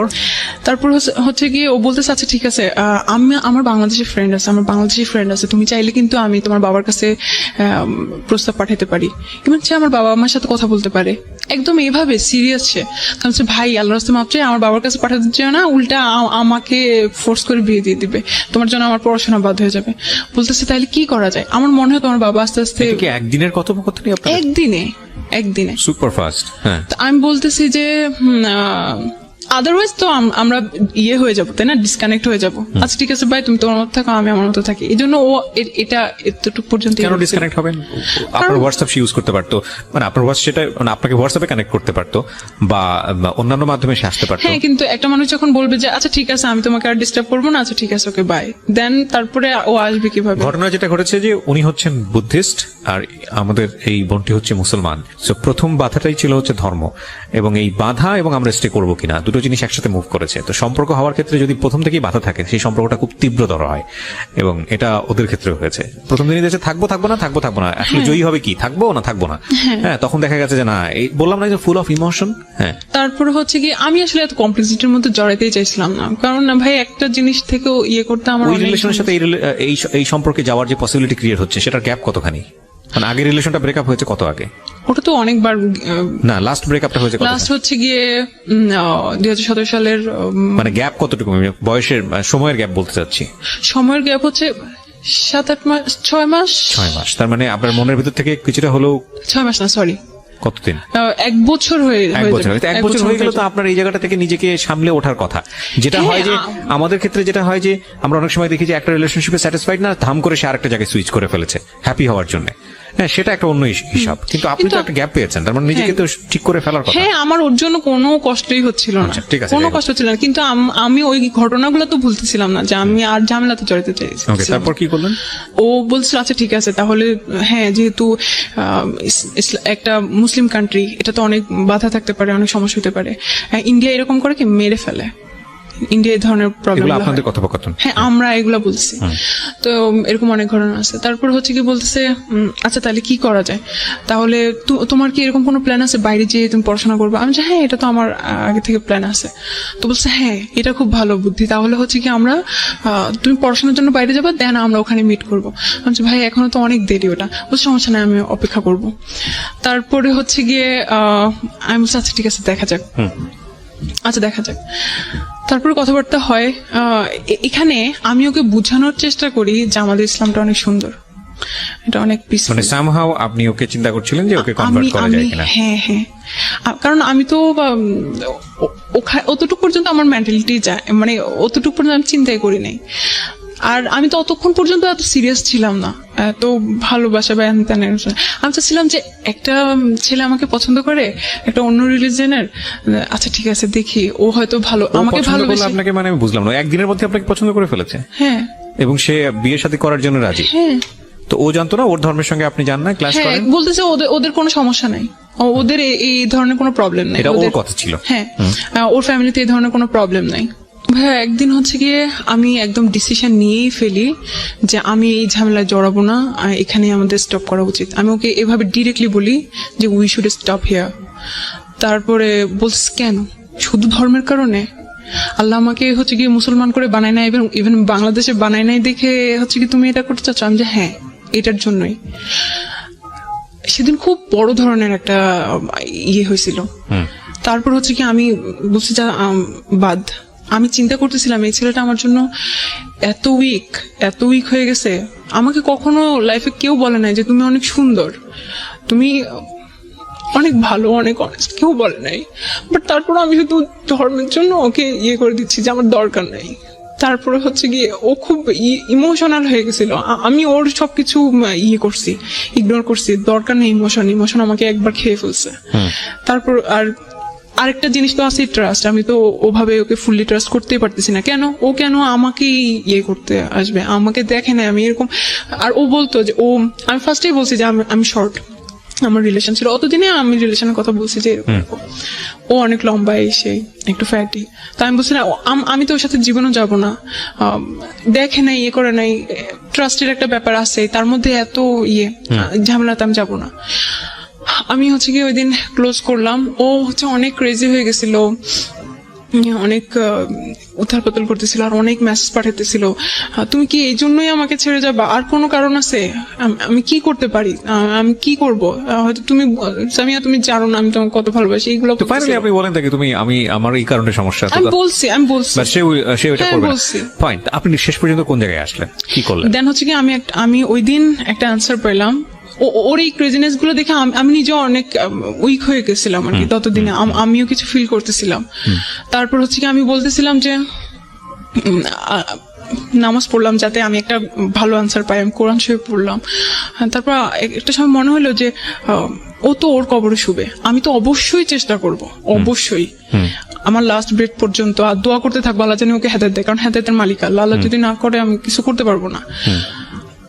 আর যদি না হয়, ওর জন্য শাস্তি পাবে, ওর কাজের জন্য শাস্তি পাবে, ওর কবরে, আর আমি আমার কাজের জন্য শাস্তি পাবো। মানে আপনি তো এগ্রি করেই ঝাঁপ দিয়েছেন? হ্যাঁ। দেন আমি ওকে বললাম আচ্ছা ওকে ফাইন। হ্যাঁ। তারপরে আমি বলতেছি আচ্ছা ঠিক আছে, তাহলে এই যে আমরা ভিডিওতে কথা বলতেছি, আমি চিন্তা করলাম যে ভিডিও কলে যে আমরা কথা বলবো, আমি শুনছি অনেকে অনেক কাহিনী করে, অনেক খারাপ কথাবার্তা বলে। তো এগুলো করলে হয়তো আমার অবশ্যই আবার ইসলামে এটা যায় গুনাহ হবে, বা একটা সিকিউরিটি বা সবকিছু। আমি বললাম আচ্ছা ঠিক আছে, যেহেতু বিয়ে করবো ডিসিশন নিয়েছি, বিয়ে করে ফেলবো। তার কথা হচ্ছে গিয়ে আমি 6 মাস পরে, মানে 6 মাস, ওর চাকরিতে 6 মাস কমপ্লিট হওয়ার পরে আসবে, কিন্তু ততদিনে হচ্ছে 3 মাস আর কি, মেতে এরকম ওর 6 মাস পূরণ হয়। বলছে তখন আসবো। আমি আচ্ছা ঠিক আছে, তখনই আমরা বিয়ে করবো। এখন বিয়ে যে করবো, এটা কিভাবে বিয়ে করব, কি করব, এগুলা সব আমরা হচ্ছে গিয়ে ও নেটে সার্চ দিতে থাকলো, আমি নেটে সার্চ দিতে থাকলাম কিভাবে কি করা যায়। তারপরে হচ্ছে কি এইদিকে বিয়ে করব, তো আমি ঠিক আছে বুঝলাম বিয়ে করবো, আমি ওকে বলছি। বাট একটা যে বিশ্বাসের জায়গা, ও যে আসলেই ভালো মানুষ, ও যে আসলে রিয়েল, এটা আমি বিশ্বাস করতে, এত অন্ধবিশ্বাস করি নাই আর কি। তো ও আমাকে বারবার বলতেছিল প্লিজ পাসপোর্ট বানাও, কারণ তোমার বাবা যদি এটা কোনোভাবে জানে বা কিছু, কারণ বিপদ আপদে নাই, তোমাকে জোর করে বিয়ে দিয়ে দিবে, তখন আমার কি হবে? পাসপোর্ট বানাও, যাতে কোনো প্রবলেম হলে আমি ভিসা ঠিক করে তোমাকে নিয়ে আসতে পারি। তো আমি বলছিলাম আমি তো স্টুডেন্ট মানুষ, আমার বাবা সব, আমার এক্সট্রা কোনো টাকা থাকে না পাসপোর্টের জন্য। তখন হচ্ছে গিয়ে 3000 সামথিং ও আপনাকে পাঠিয়ে দিয়েছে এবং আপনি বিশ্বাস করে ফেলেছেন? না, ও আমাকে পাঠিয়ে দিচ্ছে, বলছে যে আচ্ছা ইমার্জেন্সিটা করতে। তো করলাম অনেক হ্যাঁ, তখন একটু ট্রাস্ট ক্রিয়েট হয়েছে যে ছেলেটা আমার জন্য টাকা পাঠিয়েছে, এতদিন জানা একটু ক্রিয়েট হয়েছে, পুরোটা না। তারপর আবার মনে হলো যে হ্যাঁ ওর টাকা আছে, 9,000 আর 7-8,000 টাকা পাঠাইলেই কি ইয়ে হয় নাকি, হয়তো টাকা দিয়ে আমাকে কিনতে চাচ্ছে পাইছে, এগুলো তো আমি চিন্তাই করতেছিলামই। তারপরে আবার কি করছে, এখন আমি ওকে বলতেছিলাম আচ্ছা না, আমি একটা অত ইন্ডিটেলে যাচ্ছি না। আমি একটা জিনিস একটু বলেন আমাকে, somehow you trust him, right? আপনি তাকে ট্রাস্ট করেছেন। বিয়েটা আপনারা করেছেন কি করেন নাই? হ্যাঁ, বিয়েটা করেছেন। কিভাবে করেছেন? আমরা হচ্ছে গিয়ে কোর্টে গিয়ে করেছেন? না, কোর্টে না, একটা লয়ারের কাছে গেছি, এইটা সম্পর্কে জানছি। তারপরে সে বলছে যে হ্যাঁ এরকম বাংলাদেশে একটা ব্রিটিশ একটা আছে 1872 অ্যাক্ট অনুযায়ী এটা করা যায়, যেটা আপনি আমাকে অফিয়ার বলছেন স্পেশাল ম্যারেজ অ্যাক্টে। ও বাংলাদেশে এসেছিল? হ্যাঁ, ও বাংলাদেশে আসছিল। বাংলাদেশে আসার আগে আমরা বিয়ে শপিং করছি, আমার যত ড্রিম ছিল সব পূরণ হয়েছে। ওকে সামিয়া, আপনি ওই বিষয়গুলোতে আমি যেতে চাচ্ছি না, কারণ মানুষ এখন অনেক কষ্ট পাবে আপনার কথা শুনে, হয়তো রাগ করবে, because we live in the society, আমাদের একটা ধর্ম আছে, আমাদের কিছু নিয়ম কানুন আছে। বাট আমি আবারও বলছি, সেটা হলো যে এটা সামিয়ার জীবনের গল্প, এবং সামিয়া যেটা করেছে সেটা এখানে এসে বলেছে, এবং এখান থেকে আপনার যা শেখার আপনি তাই বলবেন, তাই শিখবেন। সামিয়াকে জাস্টিফাই করা আমাদের অনুষ্ঠানের উদ্দেশ্য না। তবে লেসনটা কোথায়, যেটা আমি বলেছিলাম প্রথমেই, যে ফার্স্ট দেখেন, ফার্স্ট ঘটনাতেও হাজবেন্ড বানিয়ে ফেললো বিয়ে ছাড়াই। সেকেন্ড ঘটনাতে দেখেন, সেকেন্ড ঘটনাতেও বিয়ের তো একটা ধর্মীয় বিধান, সেই ধর্মীয় বিধান অনুযায়ী আমি যতদূর জানি, আমার ক্ষুদ্র জ্ঞানে যতটুকু বলে, আমি বারবারই বলি ধর্ম বিষয়ে আমি কিছু বলতে গেলে আমি আসলে অতটা জানি না। একটা যে মানুষের জীবন চলাচলের পথে যতটুকু জানার প্রয়োজন, বা যতটুকু জানলে হয়তো চলা যায় টুকটাক, অতটুকুই হয়তো বা জানি, বা তার চেয়ে অনেক কম জানি। তো সেই জায়গা থেকে আমি যতটুকু জানি, আমাদের ধর্ম এটা পারমিট করে না, আমাদের ইসলাম ধর্ম এটা পারমিট করে না। প্রত্যেকটা ঘটনা ঘটানোর আগে এটা রেজাল্ট পজিটিভ হলে কি চিন্তা করা উচিত, পজিটিভ হলে আপনি কি করবেন সেটা চিন্তা করা উচিত, নেগেটিভ হলে কি করবেন সেটাও চিন্তা করা উচিত। এবং আমি যেটা বলছিলাম শেষে শুধু একটা কথাই বলতে চাই, প্রিয় শ্রোতা যারা শুনলেন, বাবা মায়ের জায়গা থেকে যারা শুনছেন, তাদেরকে বলবো, আপনাদের এটা সর্বোত্তম দায়িত্ব, সবচেয়ে প্রায়োরিটি দায়িত্ব, যে ছেলে মেয়ের যখনই মোটামুটি বয়স হবে, ওদেরকে বিয়ে এবং সংসার জিনিসটা কি এটা নিয়ে একটা ভালো জ্ঞান দেন, প্রতি মুহূর্তে শেখান, যাতে করে ওরা ভুল সিদ্ধান্ত না নেয়। এবং এটা খুবই জরুরি দায়িত্ব। একাডেমিক পড়াশোনা যতটা গুরুত্বপূর্ণ, তার চেয়েও ভয়ানক রকমের গুরুত্বপূর্ণ হচ্ছে এই বিষয়টা, খুবই গুরুত্বপূর্ণ। কারণ অনেক বড় বড় গ্র্যাজুয়েট আছেন যারা এই জীবনে এসে ভয়ঙ্কর রকমভাবে ভুল করে ফেলেন। এবং একই সাথে যারা আজকে টিনেজাররা শুনছো, শুধু একটা কথাই বলতে চাই, আমরা উইশ করি এই বোনটির জন্য ভালো থাকুক, কিন্তু আমরা এটা কখনোই বলবো না যে জীবনে এমন কোনো সিদ্ধান্ত নিও না বিয়ের ক্ষেত্রে যেখানে পরিবারকে ছাড়তে হয়, যেখানে ধর্মকে ছাড়তে হয়। কারণ বিয়েটা শুধু একটা মানুষের সাথে থাকার সিদ্ধান্ত না, ডেফিনেটলি নয়। যদি দুই একটা ক্ষেত্রে এক্সেপশনাল হয়ে যায়, দ্যাট ইজ ডিফারেন্ট কেস, ওইটা নিয়ে এক্সেপশন কান বি এক্সাম্পল, কিন্তু এটা একটা ভয়ঙ্কর রকমের বাজে সিদ্ধান্ত। এবং এই সিদ্ধান্তে ধর্ম ছাড়িনি, না ডেফিনেটলি আমরা সেটাও বলছি না আপনাকে যে আপনি ধর্ম ছেড়েছেন, আমি সেটা বলিনি, বাট ধর্মীয় বিধিনিষেধ যেটা আছে সেটা আপনি অমান্য করেছেন। হ্যাঁ, তো সেই জায়গা থেকে আমি যেটা বলতে পারি সেটা হলো যে এমন কিছু করো না, এমন কোনোভাবেই করো না যাতে করে বিয়ের পরে এমন কোনো দিন আসে যেখানে তোমার কিছুই নেই, সাপোর্ট করার মতো কিছু নেই। এবং এই দিনগুলো আসে বিয়ের পরে, খুব আসে, প্রত্যেকের জীবনেই আসে। তখন মনে হয় আসলে কত বড় ভুল করেছি। আবারও বলি, তাওয়াক্কালতু আলাল্লাহ, আমি আপনার জন্য দোয়া করি, আল্লাহ আপনাকে সৎ পথে পরিচালিত করুন। So thank you so much যারা আজকে শুনলেন। ডোন্ট বি ইমোশনাল ফুল, অন্তত বিয়ের ক্ষেত্রে এটাই হচ্ছে lesson. Thank you so much.